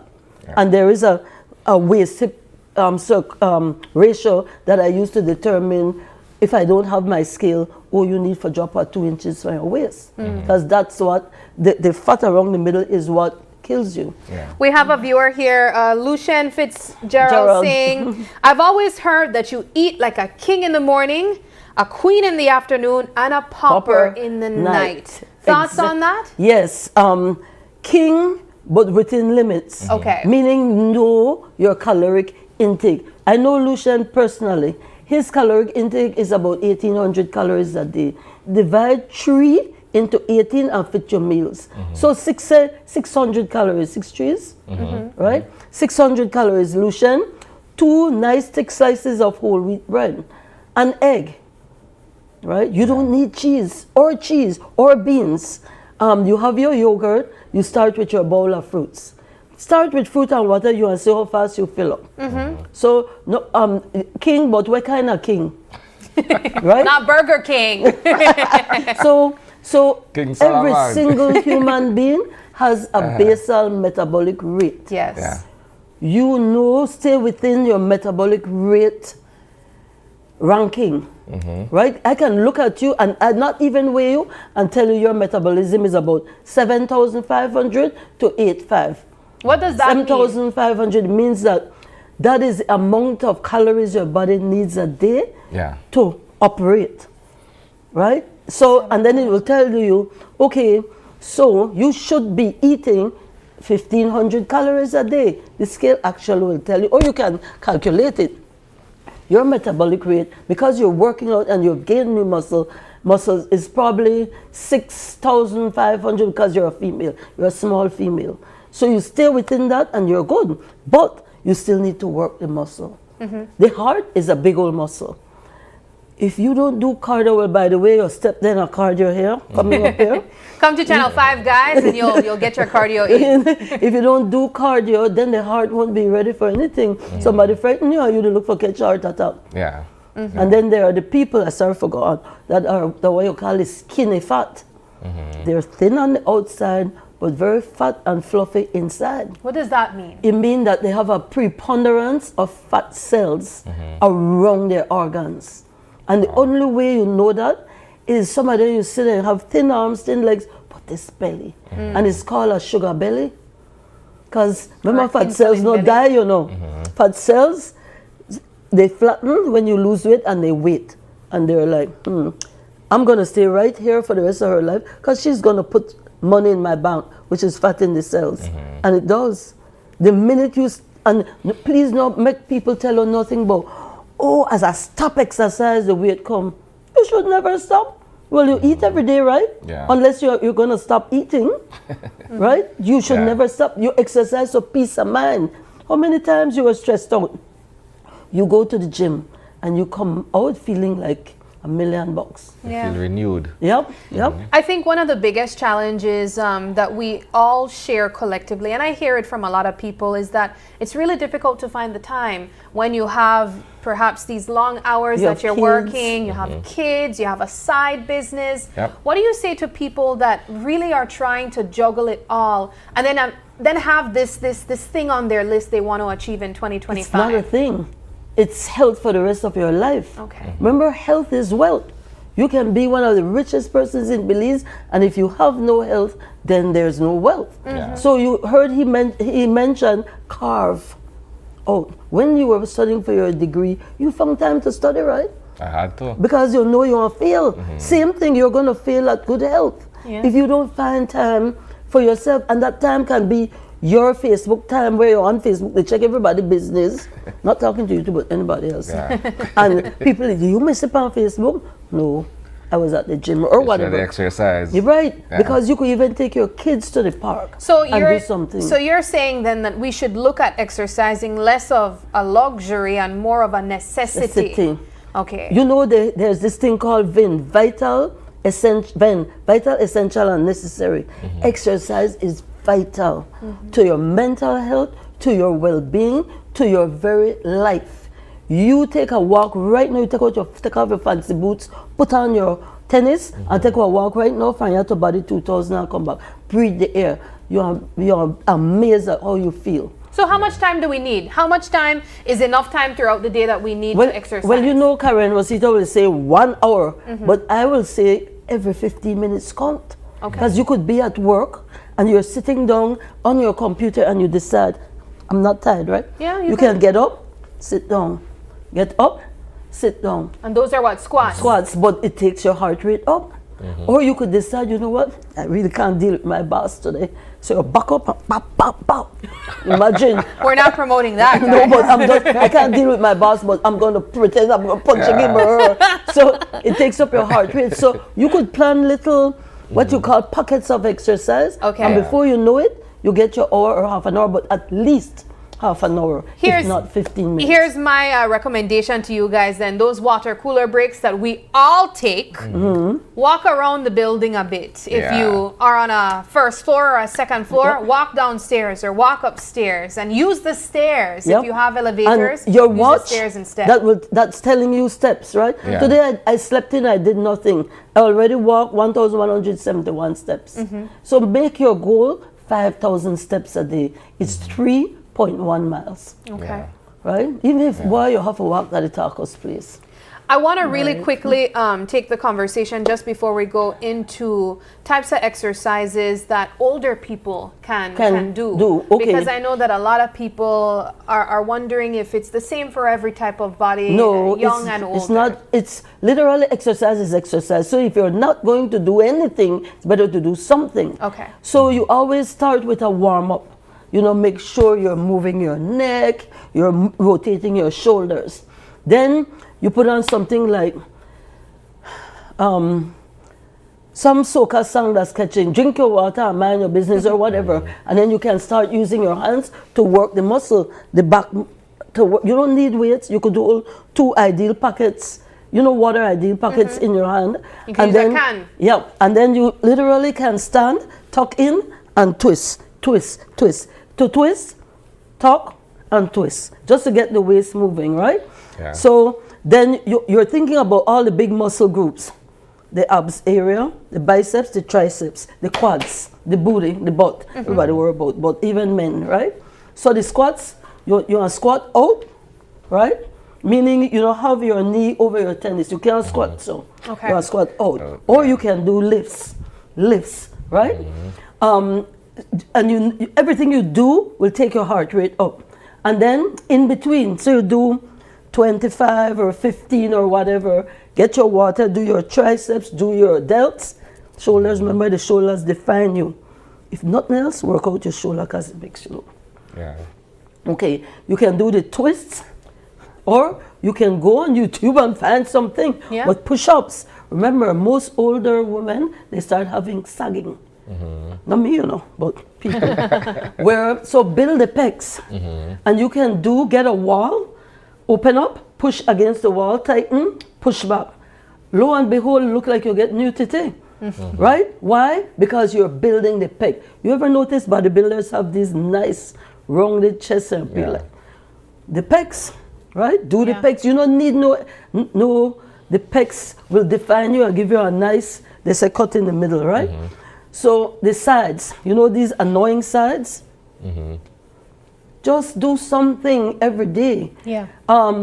Again, the booty lift, you can stand and it helps to balance. Lift, lift, squeeze and lift. So you can do everything. You could do your tricep dips. You right know with the chair. Yep, right on the chair. Just make sure you have the proper form. You go up on YouTube, you go up on everything go fast man, so exercise, right? Yeah. Well, thank you so much for that information. Mr. Rosito, it's always a pleasure. Next time you're here, we are going to get on the ground with you and work out. Hopefully that Mia Isani and we're really put onto the test and way physical activity I want level. Get Paul too. Yeah, no, he's going to the gym too. Good, so, yes, because I noticed him and he has slimmed down. The other day when I saw him on TV, I had to wonder, that Paul? Come on. Yes. He didn't live good. All right. Preparing for fatherhood. He was preparing for fatherhood. Oh, he has a child? Yes, yes, he became a dad late last year. Oh, congrats, Paul. And he's very active in the gym. He's one of my favorites because he's always so bubbly. I mean, when you're talking about reporters. Yes. Well, thank you so much for joining us, Miss Karen. We wish you all the best. Yes, thank you. And we can't wait to see how 2025 looks for all of us. Health and wellness-wise. No, I want to throw my little add in. Yes, of course. I have 4 classes a day at Body 2000. The youngest child is about 7 or 8, and the eldest person is in their 70s. Wow. So it's fitness across the ages. And the most expensive class is about $50 a month, and you get 20 classes for that a month. And I'll tell you guys, it's really fun and exciting. I see the ladies going up and coming down, all just laughing together. Yeah, it's definitely one that. And we have a lot. We have skilled, trained instructors. So if you don't, they will go to you and say, you know what, that weight is too heavy. Let's try this. So it's one of these days you try it. You're right there. Yeah. Thank you. Right, thank you so much. And we'll take another quick break, but when we come back, the conversation switches into predicting the political landscape in Belize this 2025. Stay with us. We'll be right back.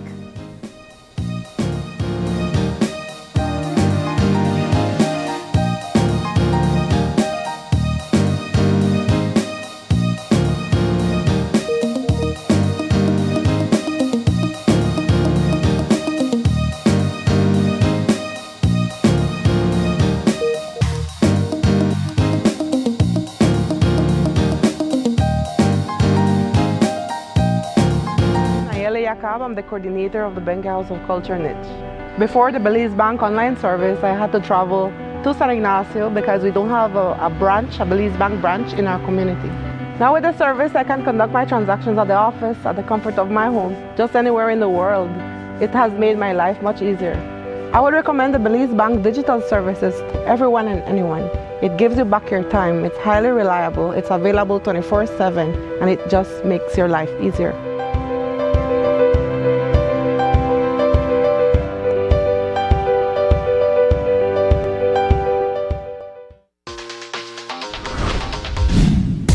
I'm connected.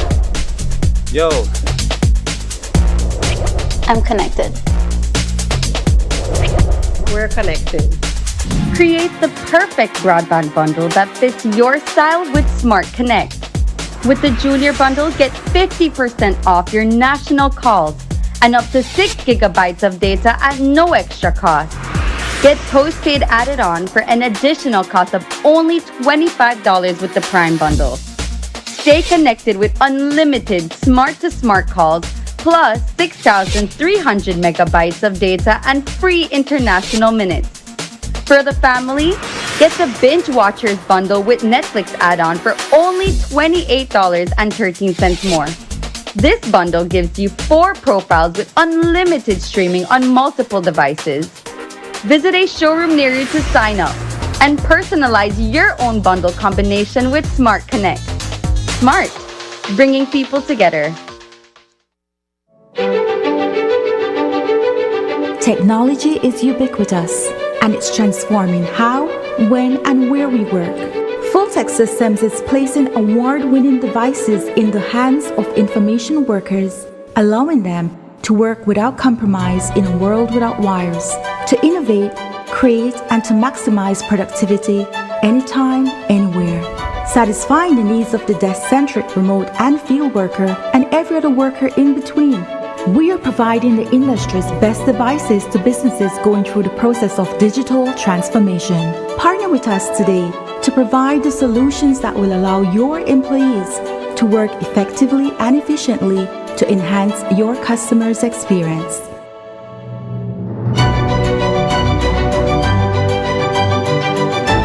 Full Tech Systems, your technology center, where you'll come for the price but stay for the service. Coming up, it's the season for love as this movement makes a difference for yet another year. The food we're serving, cocktails flowing, and the rhythms ongoing. Welcome everyone to a truly joyous edition of Caribbean Passport. It's all next on this station.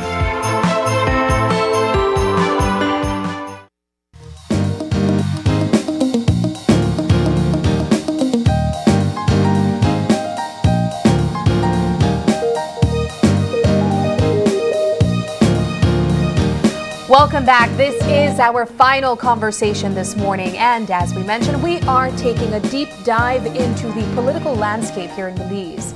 As we mentioned earlier in the show this morning, 2025 will be a critical year for us because we are anticipating the next general elections. And so we couldn't have this conversation without having political analysts, political pundit, attorney, even Audrey Matura on the couch with us to analyze the political landscape here in Belize. Good morning, Miss Matura, and Happy New Year. Good morning. Happy New Year's to you and to all our viewers.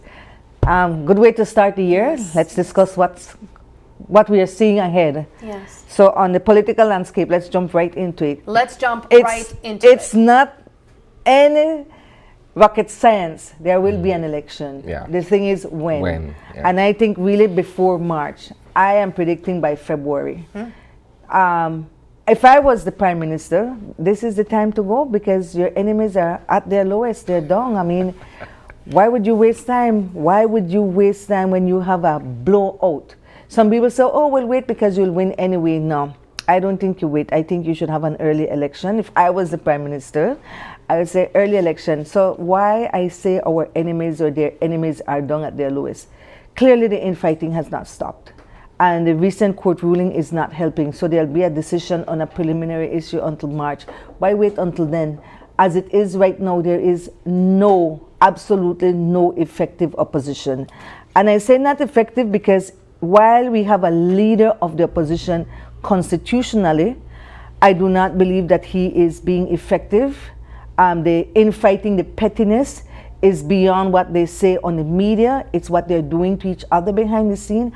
And when you look at the National Assembly, I mean, it was so, what would I say, childlike when the so-called, and I say so-called leader of the opposition got up as Madam Tracy was going to address the House. I mean, those are petty things. You cannot prepare or aspire for leadership if that is how you will be conducting yourself. So it does not look well for the opposition. So our role as the fourth estate is to provide the kinds of checks and balances in a scenario where the opposition is ineffective.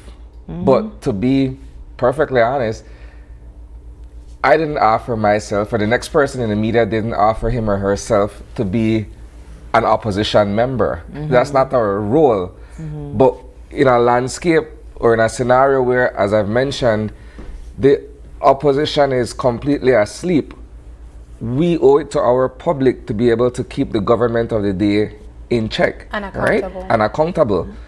But like I said, though, it's not something that we... That's very hard at this time. So let's be very honest, and you all know I'll be very frank. Yeah. When the UDP is in, it's the Channel 5 that appears to be the one hard-hitting. When the PUP is in, Channel 7 is the one that's hard-hitting. CREM used to be one of the most hard-hitting overall, but the appearances, because of the political ties, is just, they cannot be as hard-hitting even if they want. They try.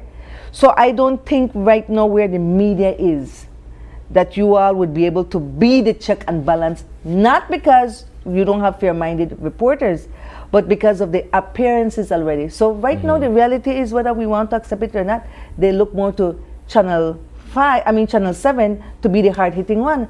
But I mean, Jules is my friend, but sometimes he's so sarcastic. He doesn't fully analyze the issues and go after the investigation that I believe should be done. I remember when the UDP was in power, the UDP administration, and at that time, I would say I was very active in being a writer, being very critical and stuff like that, but I can't do that anymore. And I don't see other non-traditional media people coming forward and doing that, because it's unfair, as Isani rightly say, you did not vote or put yourself there to be the opposition, which is what you expected. It's civil society now that should be check and balances, but civil society itself is very dormant. The most aggressive one used to be NTU, and they're just not there. They're not there right now. It's hard to be there too, because let's be honest, this government, as much as you want to find dirt on them, I'm not saying dirt is not happening, you know.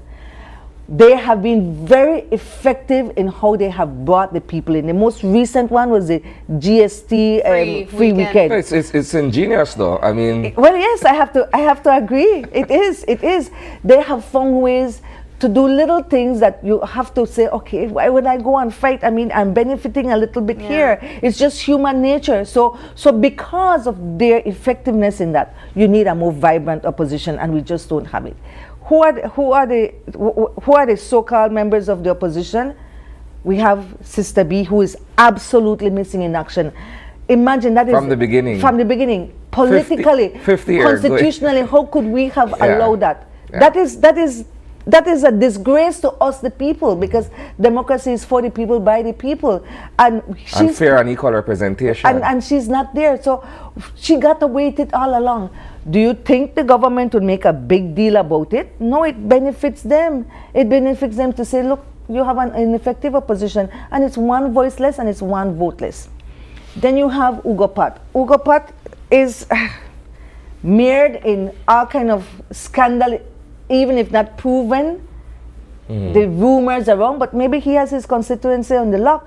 But he's also beholden to the borough administration. He has his own legal battles, and who is the one representing him? The Borough and Williams, which is the former Prime Minister's law firm. So he does not come off as a person that would be able to garner much credibility to me nationally. Maybe in his area, but not nationally. So that's the other one. Then we have Patrick Faber, which we know what all has happened with Patrick Faber, that he was to be the party leader. He was slated to be the party leader, but his personal choices that became very public was what really damaged him. Then we have... just quickly before you go, because we see that in Collet, Patrick Faber has a newcomer as his opponent from the PUP. What are your thoughts on Devin Daly going against him? I don't think it would be easy to topple Patrick Faber, but I can be proven wrong. But I don't think it's that easy, because although we've known about Patrick's personal issues, the hypocrisy is that every male politician in this country have those issues and more. The scandals that have not come out yet is who all have sweethearts right now. How much of them don't have picnic with somebody else, from the CEOs to the ministers, and I won't call name, but if I was in the media, like a serious fire. No, but it's true. If I was still in the media, I trace them, and I could prove them, but I just don't have the energy like that.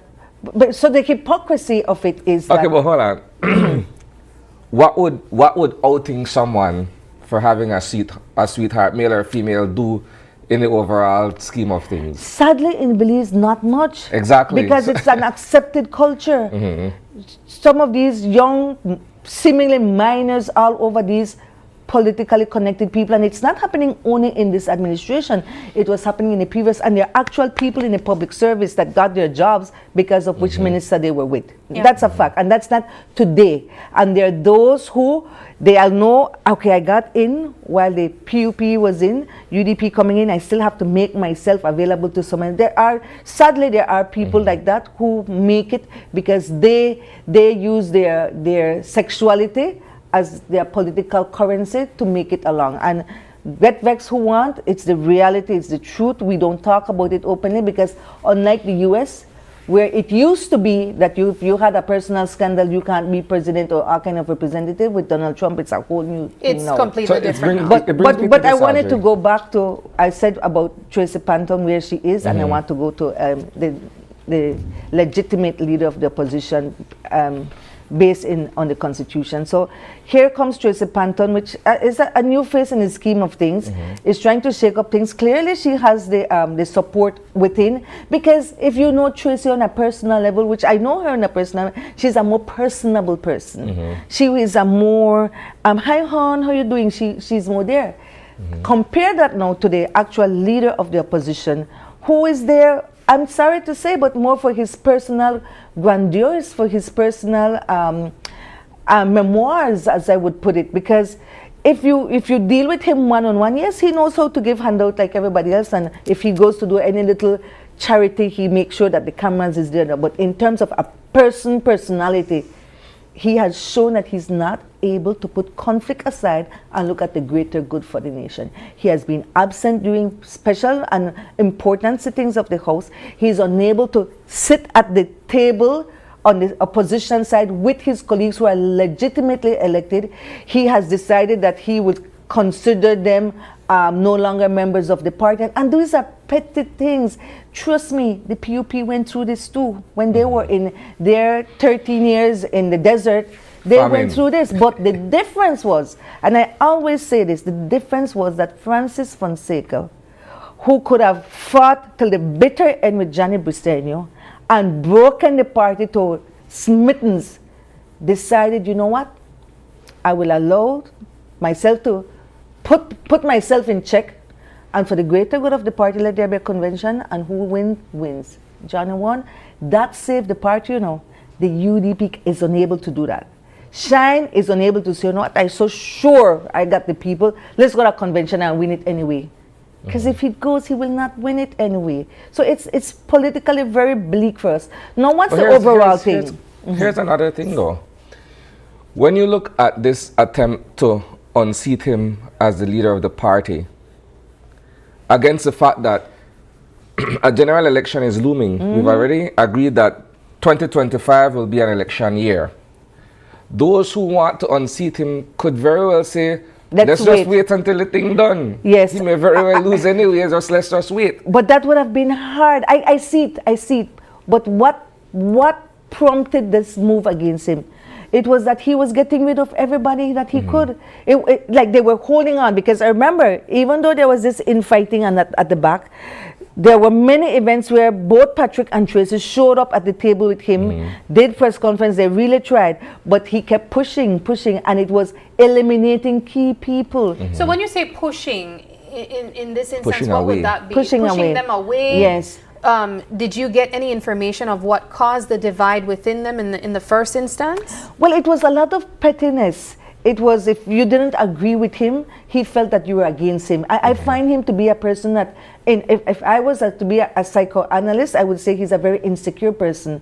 So all this grandness, when someone is very insecure and have their own issues and traumas, they tend to want to fill that hole with doing all these external things to make themselves look great, grand, and everything. And so while you may be critical of him, like you may say, no, leader, so-and-so, he doesn't see it as you being constructive. He sees immediate as an attack. And when he feels attacked, he attacks back. It's just a whole, I would have to bring a sociologist, psychologist to analyze it for you all, but it's basically that. And so he's not able to see that, you know what, I can bring people together. He feels it's against me. And you'd have to know, that's something that somebody would have to analyze from the time of your birth, or you grew up. And remember, he went through the prison system in the US. He had to go into a survival mode. Nobody has said, has this person be able to be deconstructed to get out of that survival mode? Because being in the prison system in the US or anywhere is not easy. So if you would have to be able to go into his mind to understand, you will just know that it's just an insecure person who is dealing with a lot of traumas. The reporter in me, I'm always cynical when I look at the political landscape and the players who are invested in politics. I look at what has happened over the past 13 years under the previous administration, right? And I'm able to conclude that while there were great things, there were also bad things that took place there. And I look at this first 5 years, if I could describe it as such, we're at the beginning of the fifth year.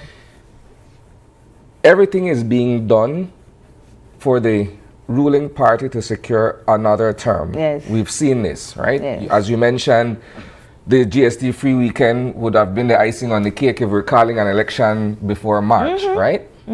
Properly timed. But I'm also thinking, the cynic in me is saying, look, perhaps there's more than meets the eye, as in all things, right? So everything looks fine and dandy on the outside. Perhaps there's hustling in the background. Other things that we may not necessarily find out about right now. Exactly. Until, as we call it, the proverbial hits the fan. Right. Then everything starts to come to light. I can say that because I've covered enough of politics that I understand how it works. You want to secure a second term, so you'll do everything that the people feel satisfies what their needs are and what have you.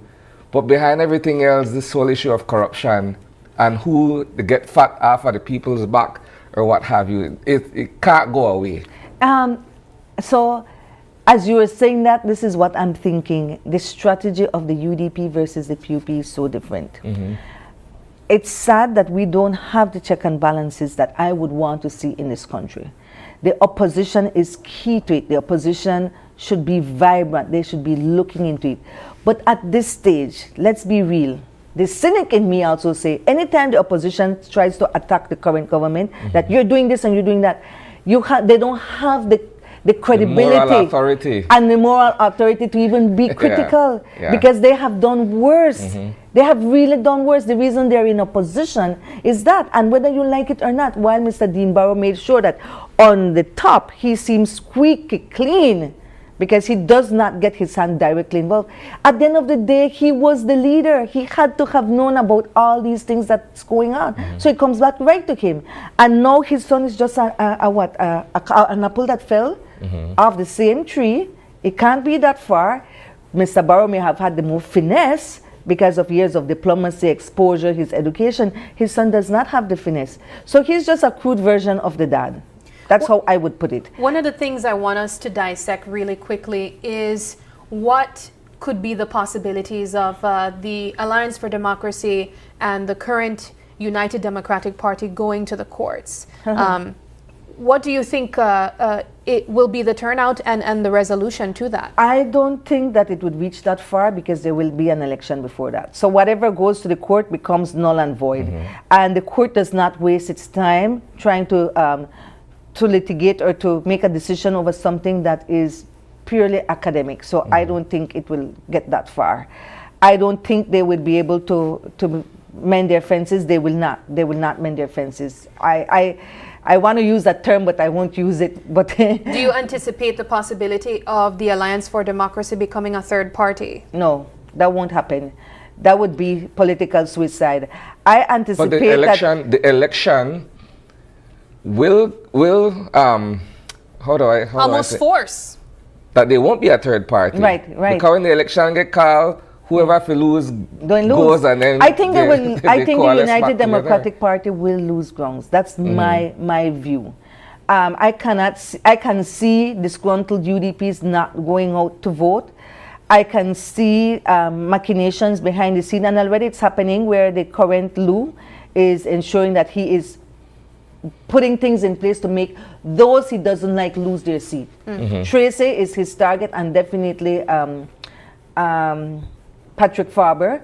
What is possible is a rise of John Saldivar, whether you all like to hear that or not, in his constituency, because he's not disliked in his constituency to the extent that you all believe. And I don't think this government has done enough to court his constituency.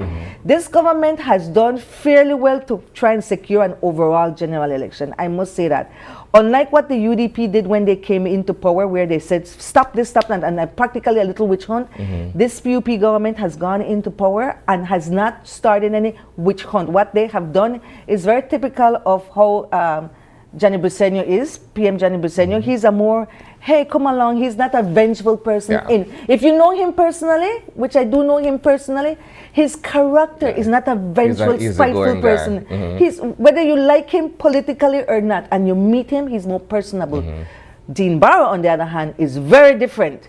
He's very diplomatic on the face and so, but I could tell you, he holds grudges and he doesn't forget what you did to him. He will get back at you. And I'm talking about people I worked with personally, know personally, had my own personal conflicts with them, and I could tell you the difference. I would more easily go and call the current Prime Minister and say, hey, so-and-so is happening, and he'll hear me out, than I could have done with Dean Barrow as Prime Minister, whose party I fought for and helped him to be able to maintain some kind of cohesion there.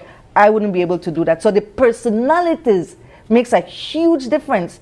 So even though we might think a lot of corruption is going on behind the scene, if you notice Prime Minister Briceño, how he answered to these things, it's not like what Dean Barrow used to do and attack the media and say, it's on, so what you do with the opposition now, and or call you out and try bring you down. Have you seen this current Prime Minister do that to the media? No. So he disarms you like that.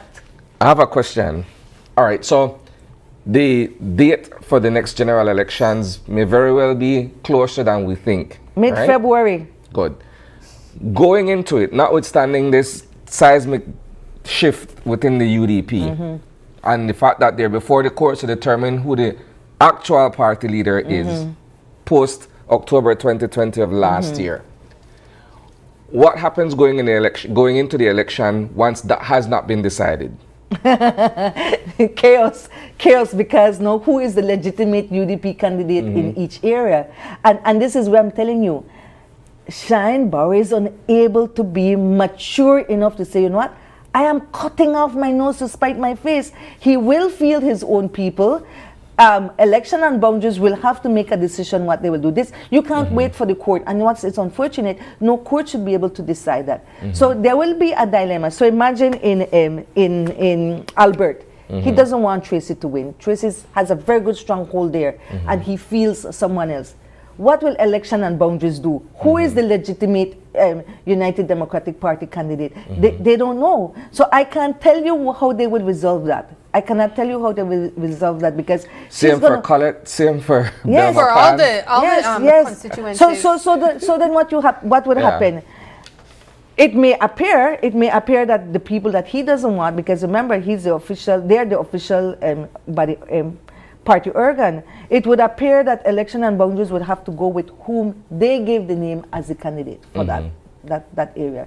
My thing would be then that the others who are there, for example, Tracy Panton, she might have to run on an independent slate, not necessarily a third party. But I am just saying that because we've never been in this quagmire. This is like, it's a first. It's the first of so many things.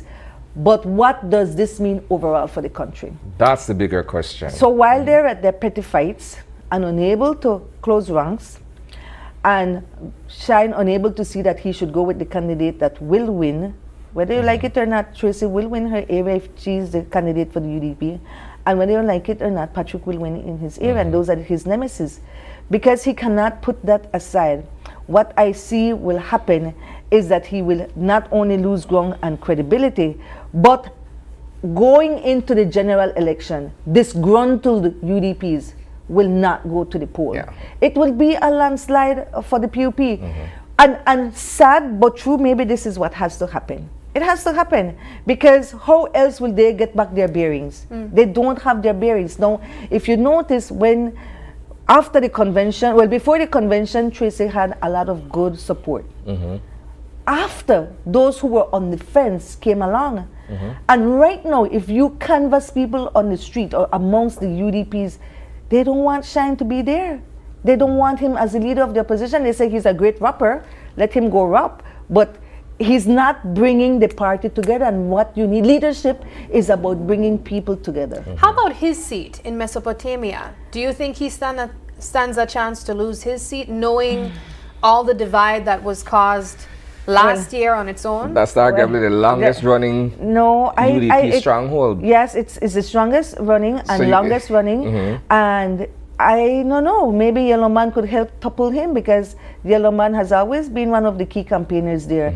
For now, I would call it a secure seat. There would have to be a great change. You have to understand, it's a small little area, and the handout system there and in Queen Square has been very effective. I think what we need to look at is Queen Square. Is this finally a chance for the PUP to break there, because they've never been able to win that division for Those are the independents. Queen Square and Metro are the two strongest. And both of them are held by boroughs. And one of them is a missing in action borough, and the other one is too much action. No, because he believes that he is ultimately a demigod, and that's the truth. This is me looking at the political scheme and being very honest as to what's happening. True leadership brings people together.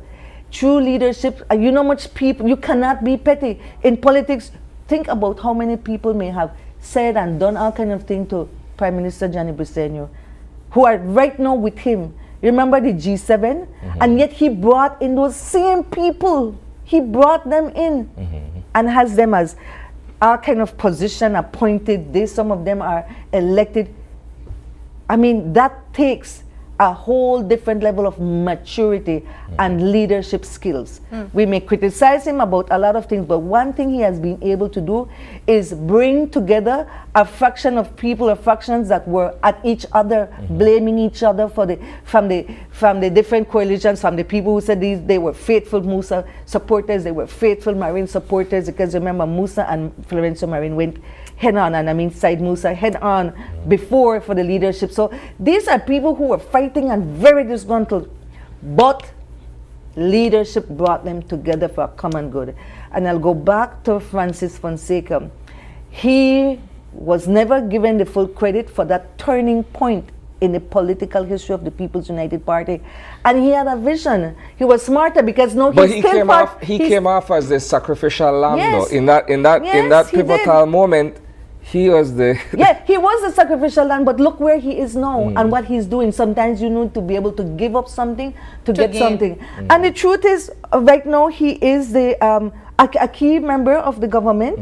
He's been doing great things in his with his portfolio in education, whether you like him and or foreign not. affairs. Yes, whether you like him or not, he's performing fairly well. Will there be scandals or so? I don't know. But for now, you have to look at, and those of us who are old enough could look back and say, like, wow, look how that one person could have made a difference. The UDP is being given the opportunity for that wow moment, and none of them going for it. And it's very difficult, because what I see in the United Democratic Party, the rise of possibly the first female party leader. Possibly. But we don't know what would happen. I really don't know. Because even for myself, who has very good knowledge about the electoral system, the laws and stuff like that, this is a situation that the UDP constitution does not fully cover, and the People Representation Act has never been faced with something like this. Mediation failed with them, everything has failed with them. Audrey, my final question. Historically, we've always only fielded a bipartisan system, red and blue, right? With the UDP at its lowest at this point, what are the odds of a third party gaining ground? Very slim. People would not, I don't think people would go for that. People like winners. So it is more likely that if you see this dilemma, and I'm trying to put myself in the minds of average people that, you know, that are not thinking too technically, they would prefer go with a winner. And if they think that the People's United Party would most likely win, best I go and bid my odds with them. And think about how you want to curry favor or be closer to the one who will win, because they will get things done for you. That's how you why would you the small man, why would you go and commit suicide going with a losing party, with a fraction party? People will do two things, one of two things. They will either go and vote for the PUP and say, man, just make them go, or sit it out. But I don't see a movement really happening of a third party. Although the Lou wants us to think that the alliance is a third party, it is not. It is really the UDP. I've been in the UDP. I represented the UDP. These are people that are hardcore, that were there before I was a member of the UDP, are there even after I'm a member of the UDP. And when I went to Civic Center to witness for myself, I could not believe it was like a family reunion. I met people I met over 30 years ago there. I met them still in the rank and file. It was shocking. And shockingly, the same women who I saw there from their teens going right to their 20s, 30s, still there fighting for that party. And they were there at that convention. So they're not a third party. That's bull. They're this core and a heartbeat of the United Democratic Party. The newcomer to that is Shine Barrow. I think of, and I end on this because we're running over time, I think of the late Geraldine Tillett from Mesopotamia. A stalwart. Yeah, and what she mentioned in that interview that was conducted in our coverage of the convention, she basically had to re-register in another constituency as opposed to saying, I will vote for this individual. Yes. That's how bad the situation was or probably still is. And if you know Geraldine Tillett, whom I got to know personally, and may her soul rest in peace, she recently left us. She was such a die-hard in that party. She would have given her life for the UDP. It's like, you can't get more die-hard than that. She worked and worked and worked for them. She was at every meeting. She was at the Women's Caucus. She was involved. Even when there was infighting, she tried to mend fences. She's not the person who will just throw her hands up in the air. She's not like that. So when I saw that she took a stand, I'm like, this has to really be bad. Because she is one of those persons who was a Dean Barrow loyalist. And people could say otherwise.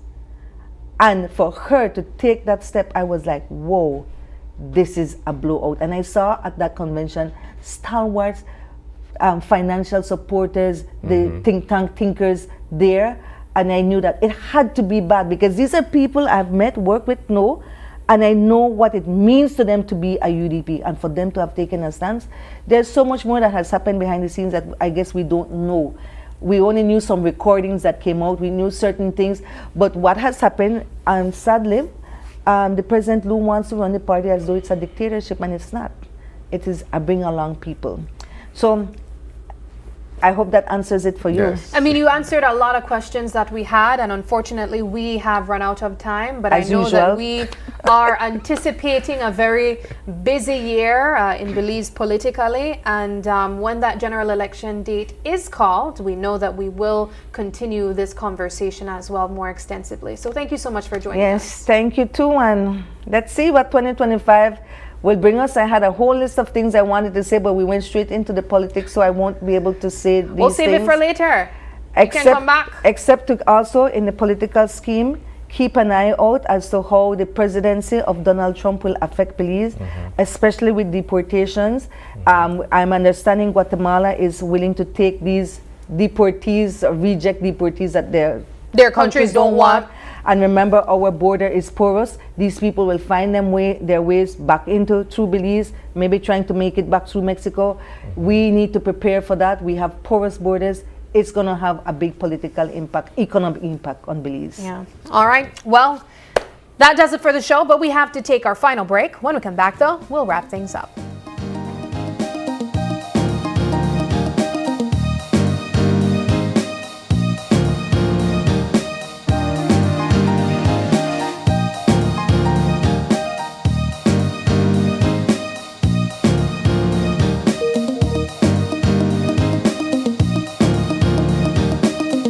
Nayeli Yakab, I'm the coordinator of the Benga House of Culture niche. Before the Belize Bank online service, I had to travel to San Ignacio because we don't have a Belize Bank branch in our community.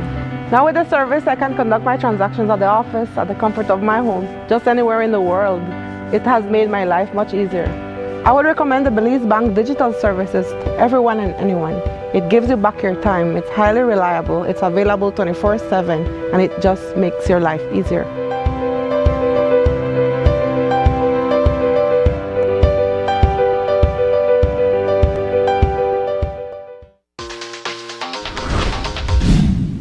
I'm connected. Yo. I'm connected. We're connected. Create the perfect broadband bundle that fits your style with Smart Connect. With the Junior Bundle, get 50% off your national calls and up to 6 gigabytes of data at no extra cost. Get postpaid added on for an additional cost of only $25 with the Prime Bundle.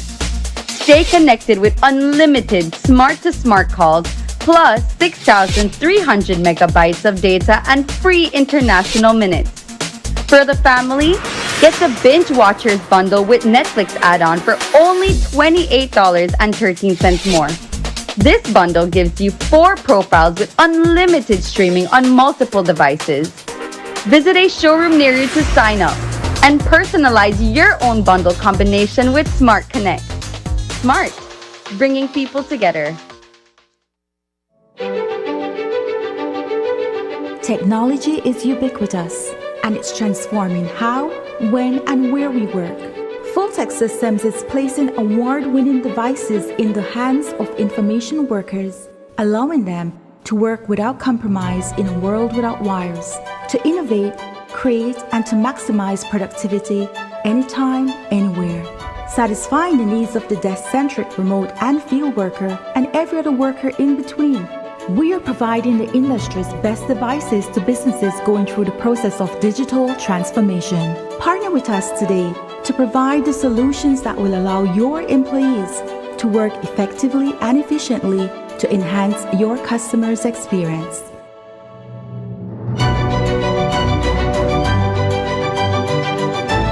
Fulltech Systems, your technology center, where you'll come for the price but stay for the service. Coming up, it's the season for love as this movement makes a difference for yet another year. The food we're serving, cocktails flowing, and the rhythms ongoing. Welcome everyone to a truly joyous edition of Caribbean Passport. It's all next on this station.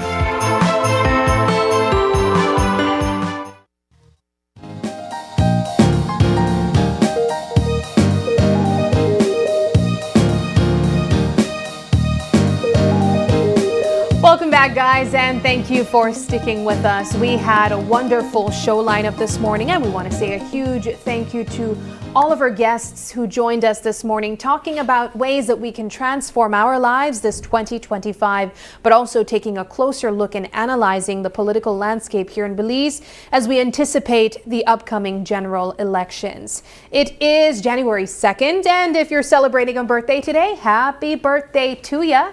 And if you'd like to give a birthday shout out, or if you have any questions, comments, or concerns, you can send us an email at oie@channel5belize.com. You can also catch us on Facebook at Open Your Eyes BZ and Instagram for behind the scenes content at OIE Belize. Thank you so much for joining us, and please do us a favor and join us again tomorrow when you open your eyes. To start your morning right. Until then, keep your eyes, your mind, and your hearts open. Have a wonderful Thursday.